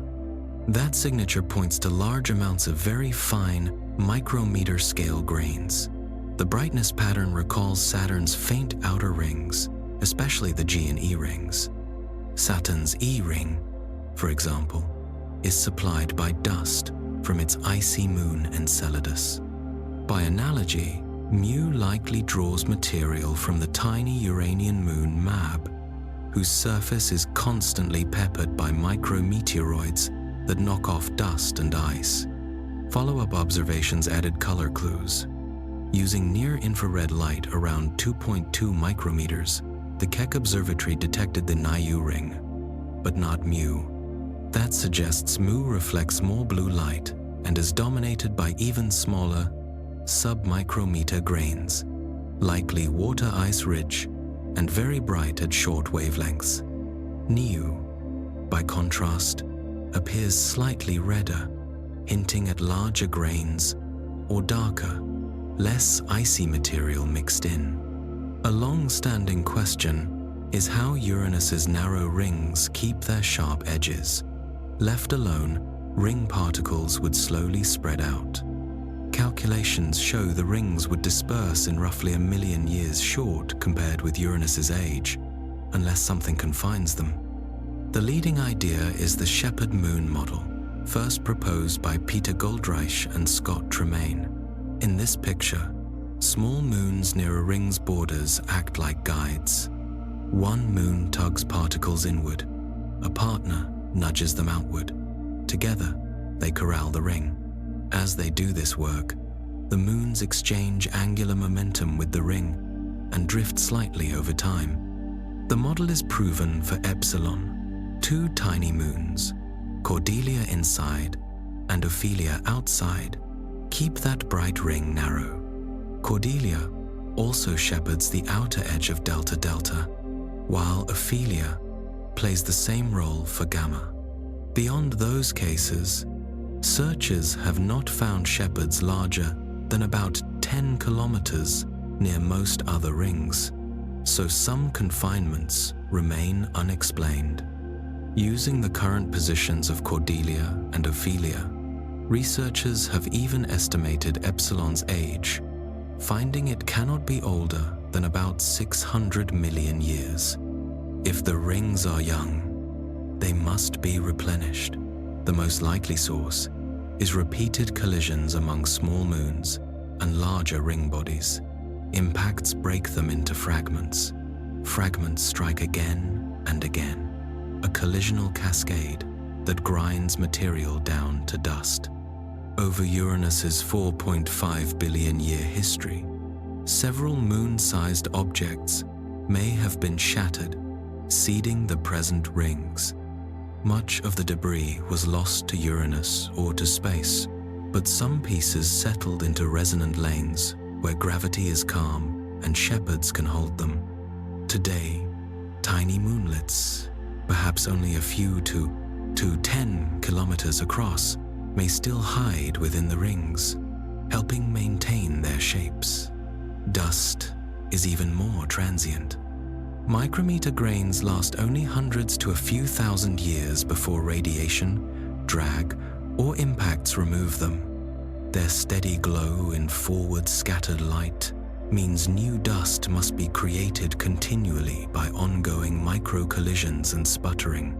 The rings and nearby dust bands also differ in particle size. The main, narrow rings contain many centimeter to meter scale chunks. Those larger pieces reflect efficiently when the sun is behind the observer, backscattered light, making the rings relatively bright in that geometry. The diffuse bands have far fewer big particles and are dim in backscatter, but they flare up in forward scatter, where tiny grains dominate the view. New infrared data have sharpened the picture. James Webb's NIRCam separates the rings between 1 and 5 micrometers. Epsilon remains the brightest across these wavelengths. Rings 4, 5, 6, and the alpha, beta, eta, gamma, and delta rings are easy to distinguish at shorter infrared wavelengths but begin to blur together at longer ones. Spectra show that the rings absorb less in the 3 micrometer water ice band than Uranus's small inner moons do.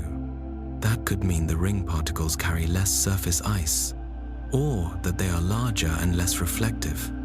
Farther from the planet, the water ice signature grows stronger, suggesting the outer rings have a higher fraction of icy grains. Some nearby moons, such as Mab and Puck, show unusual spectral slopes that may result from exchanges of icy particles between the rings and the moon's surfaces. Voyager 2's flyby in January 1986 built the foundation for this understanding. The spacecraft probed the rings with radio, ultraviolet, and optical occultations, reading how starlight and spacecraft signals dimmed as they passed through different bands. It also photographed the system at many phase angles, back, side, and forward scattered light to map how brightness changes with geometry, the phase function. From those data, scientists derived geometric and bond albedos for the ring material and traced where particles are dark, dusty, or coarse. 2 rings in particular, epsilon and eta, yielded especially sharp images, revealing that the bands are not smooth ribbons, but layered structures with narrow ringlets, clumps, and hints of hidden forces. The images also uncovered 11 small inner moons. 2 of them, Cordelia and Ophelia, turned out to be Epsilon's shepherds, proving the theory in a single glance. South of Uranus in our sky, another scene shows how light and shadow shape the cosmos, the Horsehead Nebula, or Barnard 33. This small, dark cloud lies in Orion, just below Alnitak, the easternmost star in the belt. It is part of the vast Orion molecular cloud complex, a region rich in cold gas, dust, and newborn stars.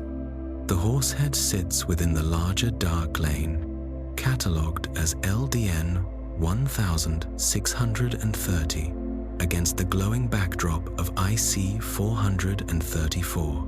The shape is so distinctive, like a horse's head rising from a red mist, that it has become one of astronomy's most recognizable silhouettes. At about 422 parsecs, roughly 1,375 light-years away, it is close enough to study in detail. The red glow around it comes from hydrogen gas ionized by nearby hot stars, with the Sigma Orionis system acting as a key source of energizing light. The bright boundary along IC 434 marks a sharp border. On one side, ionized gas shines. On the other, thick dust blocks the view. Fewer stars are visible through the dark side because the dust absorbs and scatters their light. The Horsehead's darkness is caused by dense dust mixed with cold molecular gas. The dust grains are so thick along the line of sight that they nearly block the red hydrogen glow behind them, carving a crisp silhouette. Magnetic fields thread the cloud and guide the gas into thin filaments and streamers, which appear as faint streaks against the bright background. Near the neck, where the head meets the main cloud, the material is densest and casts a deep shadow, adding to the three-dimensional look. But the form is not solid. It is a moving, changing column of cold gas and dust. Inside, the cloud is busy. Small knots collapse under their own gravity, forming protostars, very young stars that have not yet ignited steady nuclear fusion. Some compact bright spots near the base are these newborns beginning to clear their cocoons. The region is chemically rich.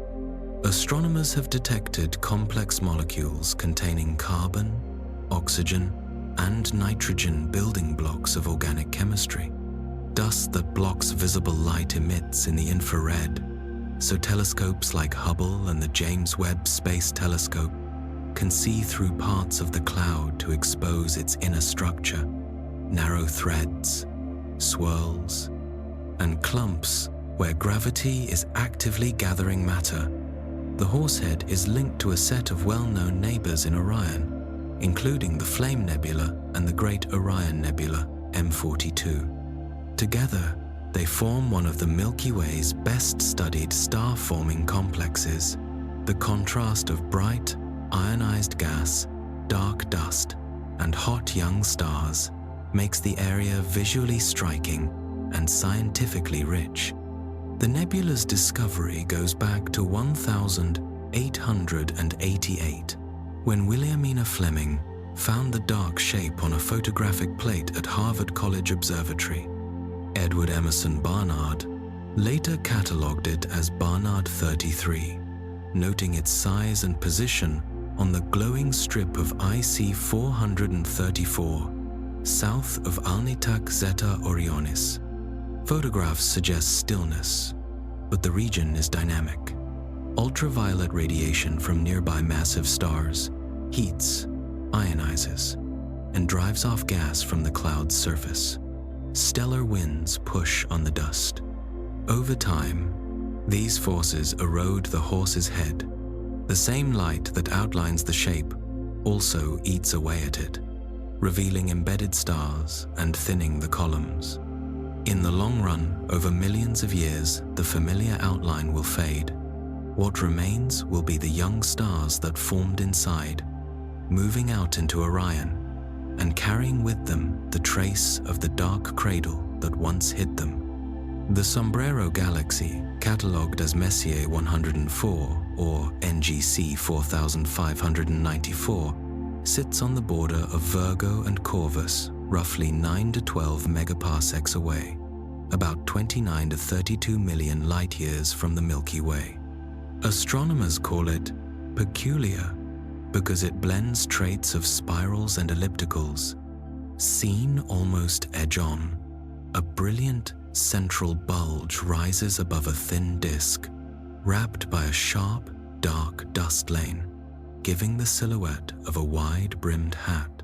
In size, it spans about 29-32 kiloparsecs, is approximately equal to 95,105,000 light-years, a touch larger than our galaxy.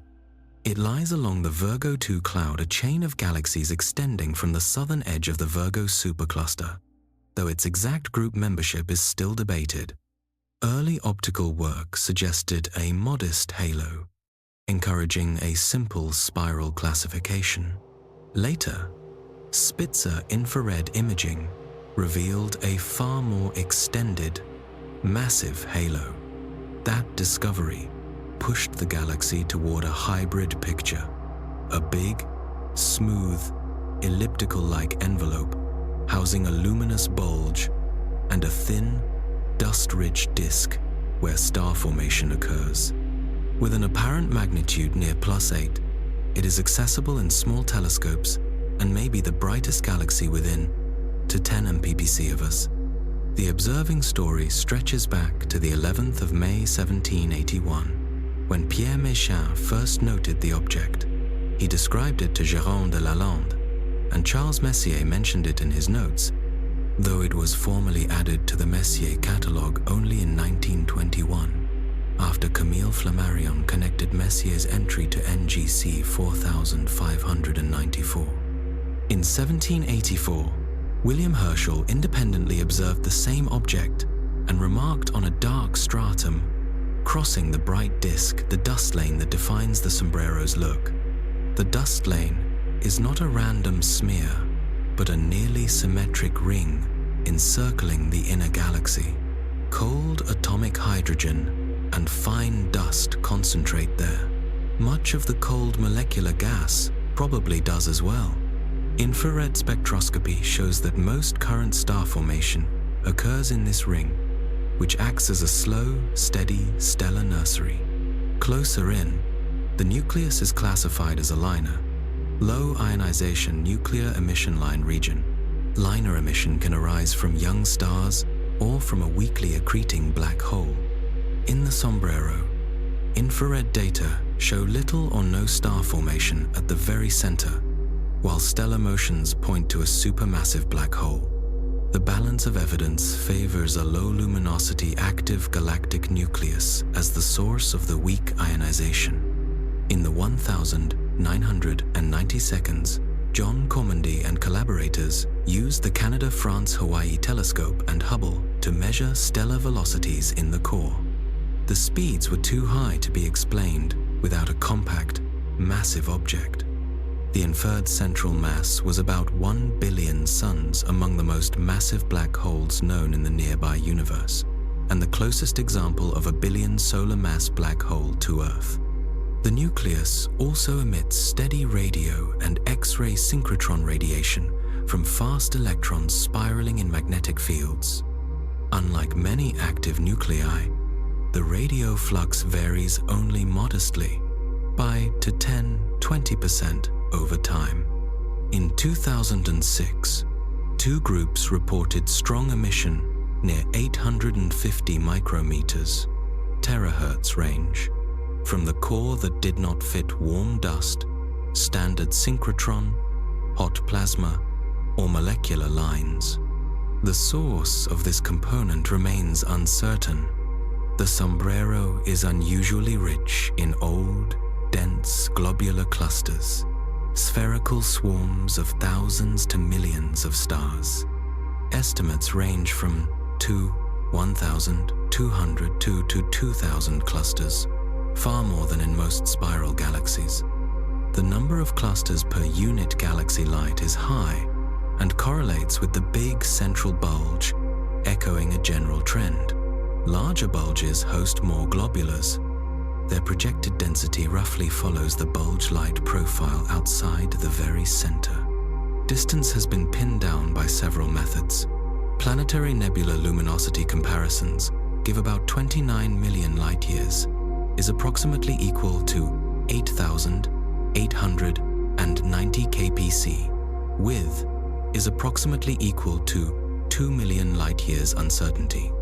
Surface brightness fluctuation measurements initially yielded to 30.6 million light-years, is approximately equal to 9,380 kpc, then to 32 million, and later 29.7 million as techniques improved. Combining results gives an average near 29.3 million light-years, is approximately equal to 8,980 kpc, with is approximately equal to 1.6 million light-years uncertainty.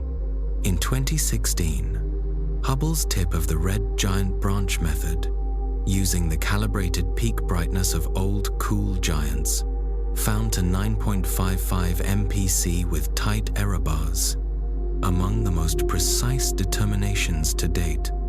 Assuming a distance near 30 million light-years, the sombrero's blue absolute magnitude is about 21.9, is approximately equal to 21.8 for 29.3 million light-years. Its total mass is on the order of 8 times 10, 11 suns. Within to 32 million light-years of the Milky Way, it likely ranks as the visually brightest galaxy. Environmentally, it sits in a filament stretching south of the Virgo cluster. Hierarchical grouping methods often link it with NGC 4487, NGC 4550, NGC 4804, UGCA 289, and a few fainter neighbors. Friends of friends. Percolation sometimes isolates it, or pairs it mainly with UGCA 287, showing how sensitive membership is to the algorithm used. In 2009, observers reported an ultra-compact dwarf near the sombrero, absolute magnitude about 12.3, effective radius to 47.9 light-years, and a mass near 3.3 times 10, 7 suns. Tiny, by galactic standards yet dense, the object adds intrigue to the sombrero's surroundings and hints at a history of tidal stripping or accretion. Finding the galaxy on the sky is straightforward. Look about 11.5 degrees west of Spica Alpha Virginis and to 5.5 degrees northeast of Eta Corvi. In 7 times 35 binoculars, or a 100mm telescope, it appears as an elongated glow with a bright core. An 8-inch, 200mm instrument shows a clean bulge disk split. To see the dark dust lane well, observers usually prefer 10-12 inches, 250-300mm, under steady, dark skies. Far from the sombrero, another object reveals how stars sculpt dust and light. The colliding wind binary, WR 140 inches, Cygnus, a spectroscopic pair consisting of a very hot O-type star and a Wolf-Rayet star. Wolf-Rayet stars are massive, short-lived, and shed their outer layers in fierce winds. Their atmospheres are depleted in hydrogen and enriched in helium, carbon, nitrogen, and oxygen.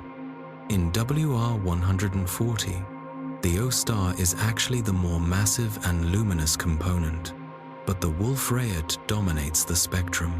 The orbit is highly eccentric, completing a cycle in about 7.9 years. At periastron, the stars come within to 1.3 AU. At apastron, they separate by to 23.9 AU. The system's light varies gently overall, with sharper infrared changes around periastron when the winds collide most strongly.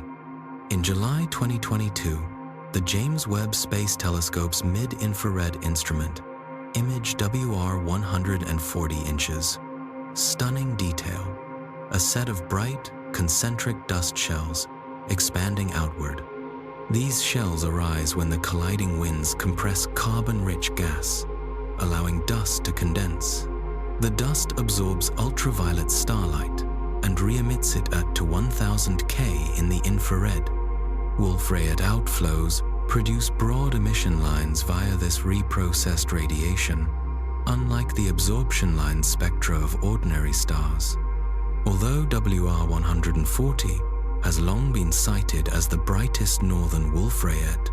Another Cygnus star, WR133, rivals it. The distinction depends on band and epoch.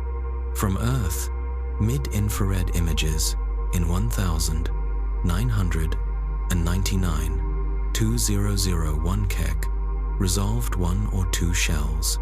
Webb revealed at least 17, reaching 45 arcseconds from the center, roughly 70,000 AU in projection.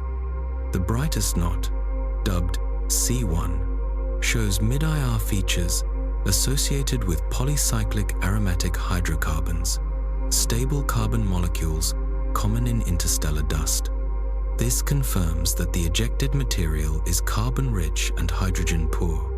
Repeated imaging with Keck and Subaru shows that the shells accelerate outward. Freshly formed grains near to 50 AU move at to 1,800 kilometers per second. Over the next year, radiation pressure adds nearly to 900 kilometers per second. Beyond to 220 AU, the dust thins and acceleration drops.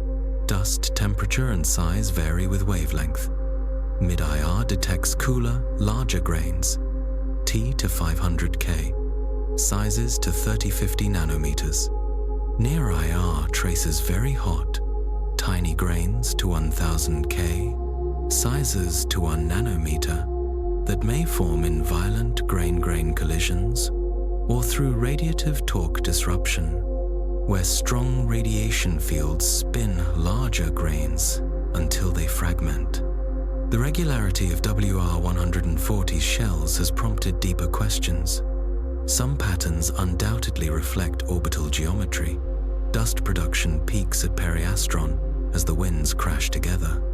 But the nearly perfect spacing and coherence of many shells suggest an additional clock. One idea places it within the Wolf-Rayet star itself. As massive stars exhaust core hydrogen, radiation pressure that once held up their envelopes weakens. The core contracts and heats until helium fusion ignites in a shell, re-inflating the outer layers. If that shell expands and cools, fusion falters, gravity reasserts itself, the cycle repeats. Each expansion-contraction episode can dump a new load of gas and dust into the wind, superposed on the orbital trigger. The result is a heartbeat of dust-making, tied to both periastron passage and internal burning cycles. Observationally, new shells have been seen forming around the expected cadence.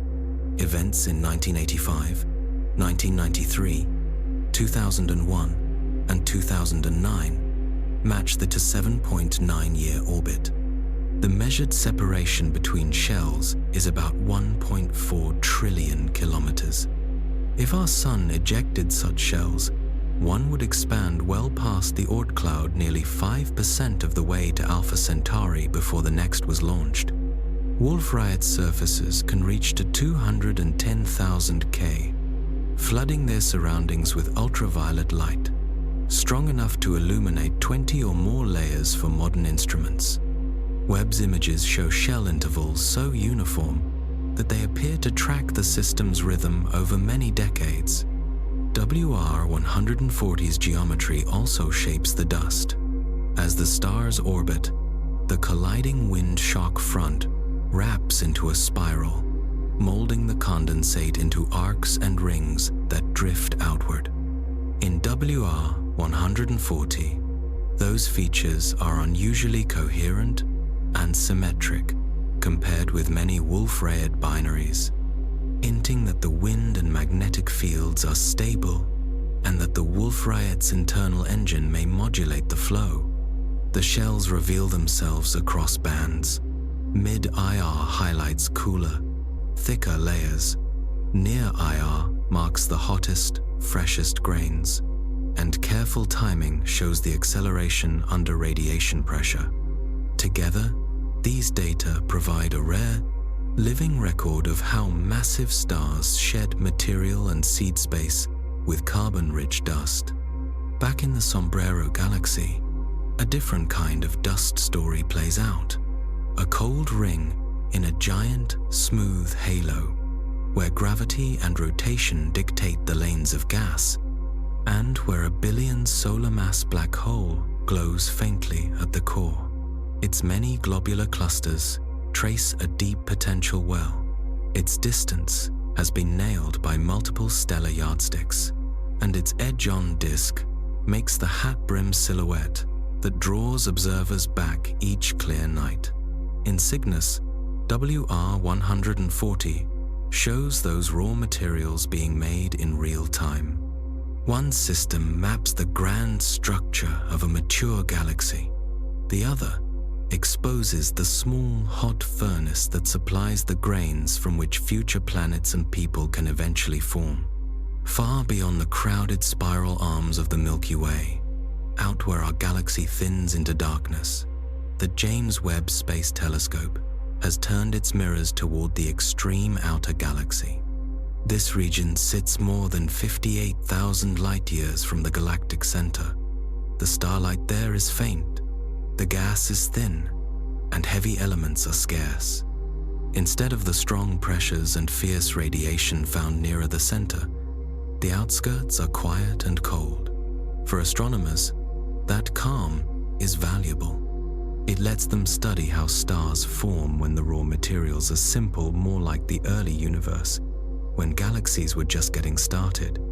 To probe this environment, researchers targeted a set of distant molecular clouds known as the Digel clouds, named for Alan Digel, focusing on 2 of them and 4 star-forming patches within: 1A, 1B, 2 north, and 2 south.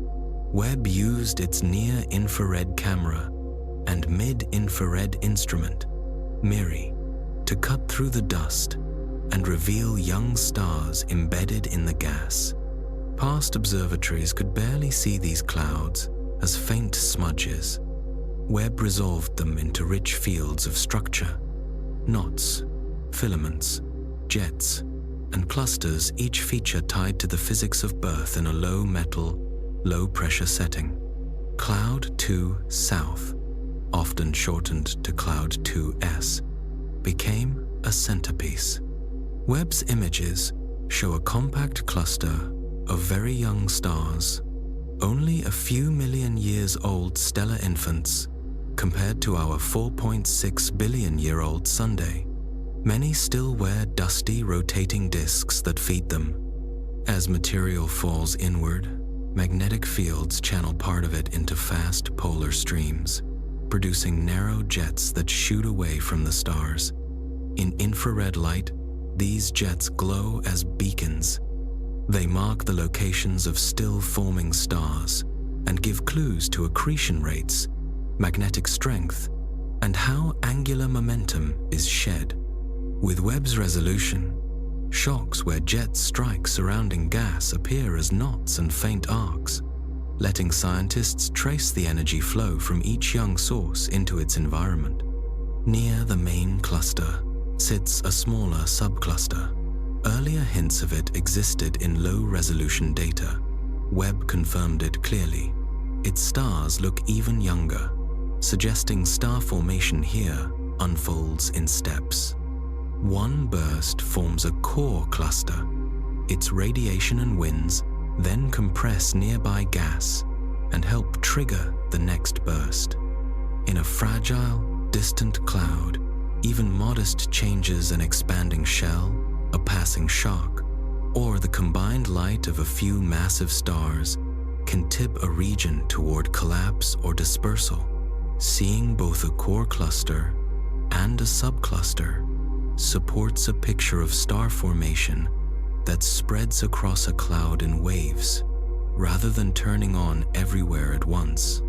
Webb's cameras also opened a deep backdrop. Through holes in the local dust, countless background galaxies appear: small spirals, soft ellipses, and tiny red dots whose light has been stretched by the expanding universe. Their presence sets a visual contrast that helps researchers separate Milky Way features from distant interlopers. Closer in, the images show a web of nebulae, reddish arcs, ridges, and cavities shaped by the winds and radiation of newborn stars. Hotter gas glows, cooler lanes stay dark and sharp. Infrared data turn these shapes into measurements. Colors trace temperature and chemistry. Brightness profiles give density, and the geometry of shells and bubbles reveals how energy clears out the cloud over time. The extreme outer galaxy is chemically poor. Heavy elements like carbon, oxygen, and iron made in earlier generations of stars are less abundant there. That matters. Metals help gas cool, fragment, and shield itself from radiation. With fewer metals, clouds cool more slowly and may form stars differently. By comparing Cloud 1 and Cloud 2 to inner galaxy nurseries, astronomers test how low metallicity changes the recipe of star birth. Do stars form more slowly? Do more low-mass stars appear? Are disks longer-lived in quieter radiation fields? Webb's data supply the numbers needed to address those questions. Stellar masses from brightness and color, disk fractions from infrared excess, cloud temperatures from spectral slopes, and age spreads from jet activity and envelope glow. These observations also work like a time capsule. Light from 58,000 light-years away left long before recorded history. We see the outskirts as they were tens of thousands of years ago.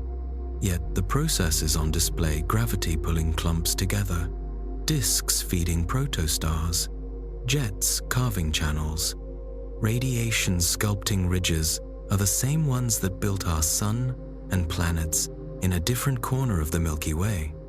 The far edge of our galaxy becomes a stand-in for earlier times, where simple ingredients and gentle conditions make basic physics easier to read. Webb's role goes beyond pictures. Its instruments measure spectra, how light is divided by wavelength, turning color into chemistry.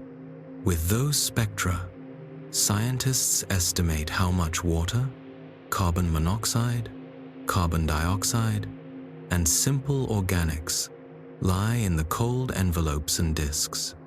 They track ice mantles on grains, gauge the UV radiation field from heated H2 lines, and watch for shock traces where jets slam into gas. Combined with images, these measurements let teams estimate how much gas remains to form future stars, how quickly disks lose mass, and how long the building stage lasts before winds and light blow the nursery apart. While Webb mapped star birth at our galaxy's edge, it also pushed to the opposite extreme in space and time. In a tiny patch of the southern sky, in the faint constellation Fornax, it found a compact galaxy whose light began its journey when the universe was in its infancy. This object, identified within the JWST Advanced Deep Extragalactic Survey, JADES, is known as JADES GSZ14. The Z14 tag reflects its enormous redshift. Z is approximately equal to 14.3. Redshift measures how much the expansion of the universe has stretched the galaxy's light into redder wavelengths. A value near 14 means we are seeing it as it was roughly 300 million years after the Big Bang, about 2% of the universe's current age. The discovery path shows how Webb was designed to work. NIRCam first imaged the field. The object vanished in shorter wavelength filters but appeared in longer ones, a classic Lyman break signature that flags extreme distance. Photometric analysis estimated a redshift around 1414.4. Teams then used NIRSpec to take a spectrum. That spectrum confirmed the distance with a precise redshift near 14.32 and showed emission from ionized hydrogen and oxygen evidence that vigorous star formation was already underway and that some heavy elements had already been forged. Miri followed, detecting the galaxy at longer wavelengths, including a 7.7 micrometer band, and showing a smooth continuation of the light into the mid-infrared. Together, these instruments removed alternative explanations, such as a dusty, closer galaxy, masquerading as a distant one. For its era, JADES GS Z14 is striking. Its size is small, by today's standards, about 1,600 light-years across, but it shines brightly and appears to be forming stars rapidly. Estimates put its stellar mass near a few 10-8 suns by the time we observe it. Before Webb, models based on Hubble and other surveys predicted that such luminous, massive systems should be extremely rare at these times. The new data say otherwise. JADES and related programs find far more bright early galaxies than expected, perhaps 10 times more in some bins, forcing a rethink of how quickly gas cooled, collapsed, and lit up at cosmic dawn. Follow-up studies in 2024, 2025 strengthened the case. A broader analysis of the JADES field measured the luminosity function, the census of galaxy brightness, around 300 million years after the Big Bang. It confirmed that the bright end is heavier populated than older models allowed. Independent photometric work with NIRCam and MIRI at 7.7 micrometers supported the redshift and gave better constraints on the galaxy's stellar content and dust. Ground-based observations added a final key. The Atacama Large Millimeter, Submillimeter Array detected oxygen emission at the expected wavelengths for such a redshift, marking the most distant oxygen seen to date. That detection means the first cycles of star birth and death needed to synthesize oxygen were already underway. Even this early, galaxies were not just gathering gas, they were enriching it. The implications ripple through models of the early universe. To build luminous systems so fast, either gas must flow into young halos more efficiently than we thought, star-forming clouds must convert their gas into stars at higher rates, or feedback radiation and winds that normally shut down growth must have been gentler or more intermittent. Low initial metallicity may have helped. With fewer heavy elements, gas cools differently, and massive stars may form more readily. The ultraviolet light from those massive stars would then contribute to reionization, the process that turned the foggy early universe into a clear one by stripping electrons from hydrogen. If bright galaxies were more common, their collective light may have driven reionization more quickly. The techniques used on JADES GSZ14 mirror those used on the Milky Way's edge, just pushed to extremes. Photometry identifies candidates via the Lyman break. Spectroscopy nails distances and chemistry. Mid-infrared fills in the older starlight and dust. In both cases, the key is sensitivity and resolution. In the outer galaxy, Webb resolves clusters and jets that were once only hints. At cosmic dawn, it isolates compact smudges that past telescopes could not separate from noise. The data are then turned into physical quantities: masses, ages, metallicities, and star formation rates. Across both projects, the same themes appear. Jets and winds carve out cavities in cold gas. Radiation heats and ionizes clouds, making them glow in distinctive lines. Dust forms and re-emits starlight in the infrared. Over time, the environment changes. The Milky Way's outskirts will lose their cloud mass as young stars stir and light up the medium. The earliest galaxies will grow, merge, and enrich their gas. Webb's measurements let scientists place firm numbers on those steps and test models against reality. The extreme outer galaxy shows how stars can form quietly in thin, metal-poor gas.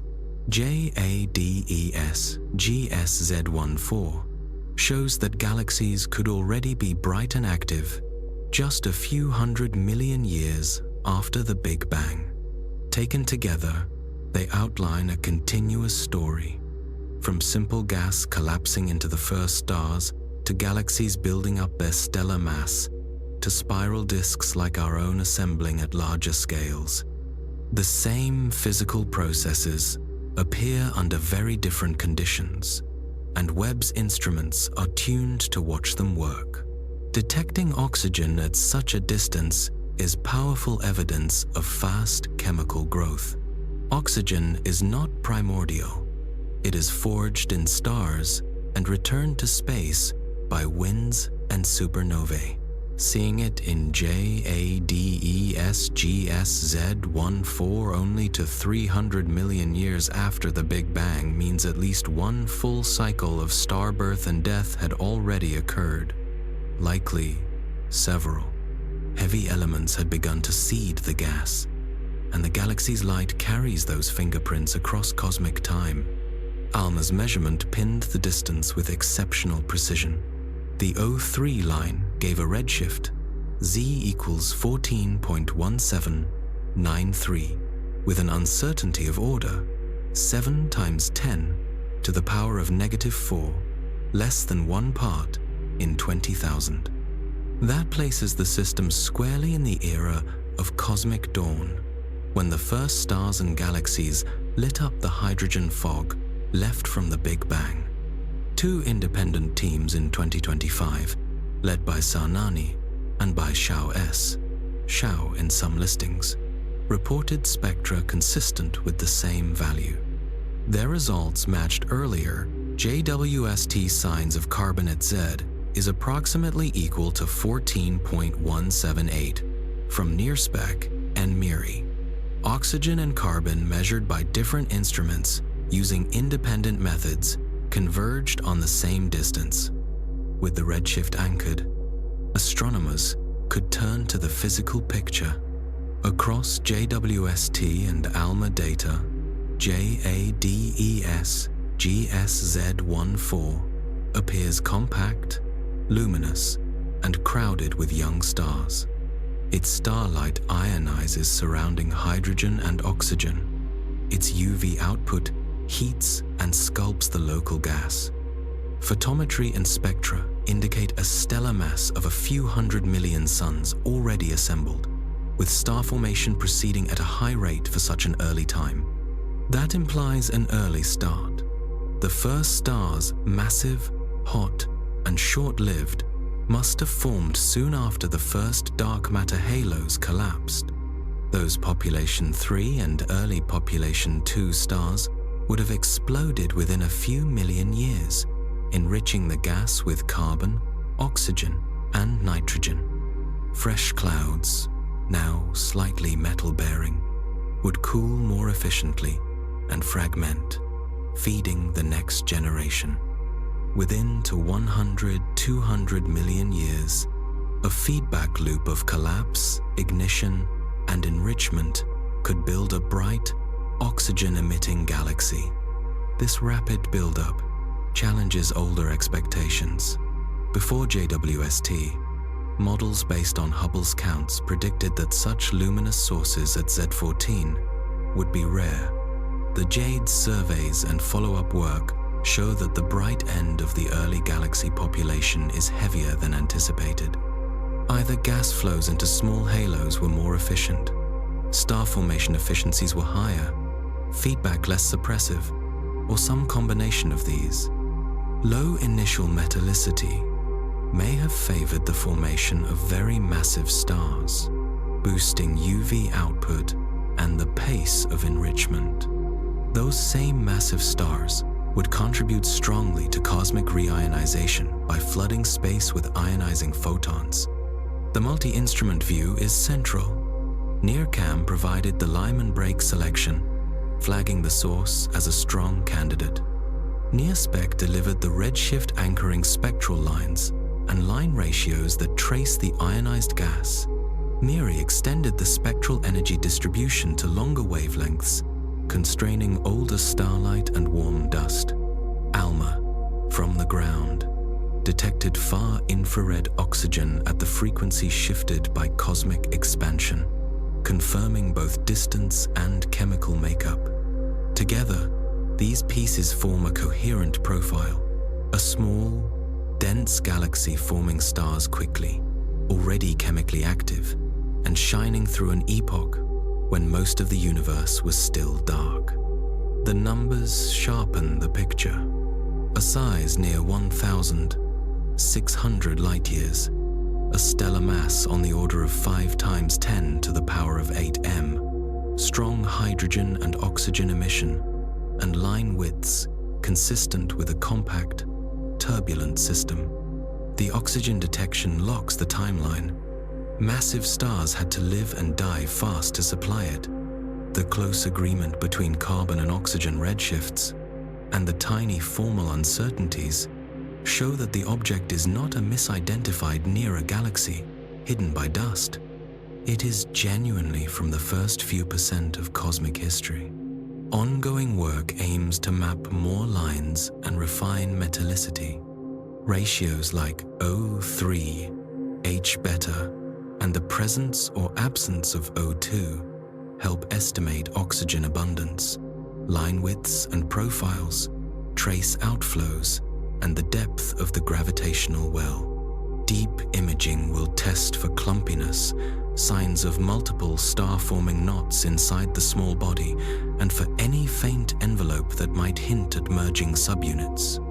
Wider surveys are expanding the census of similar objects to measure how common systems like JADES GSZ14 are at Z12, and how quickly their numbers change with time. As the dataset grows, the early universe looks more active and structured than once assumed. In JADES GSZ14, the presence of oxygen only a few 100 million years after the Big Bang is the key clue. It fixes the pace. Star formation, feedback, and enrichment were already cycling fast enough to build a compact, bright, chemically marked galaxy at Z is approximately equal to 14. Independent measurements from space and from the ground agree on its distance and basic properties, and continuing observations are filling in its spectrum and structure in detail.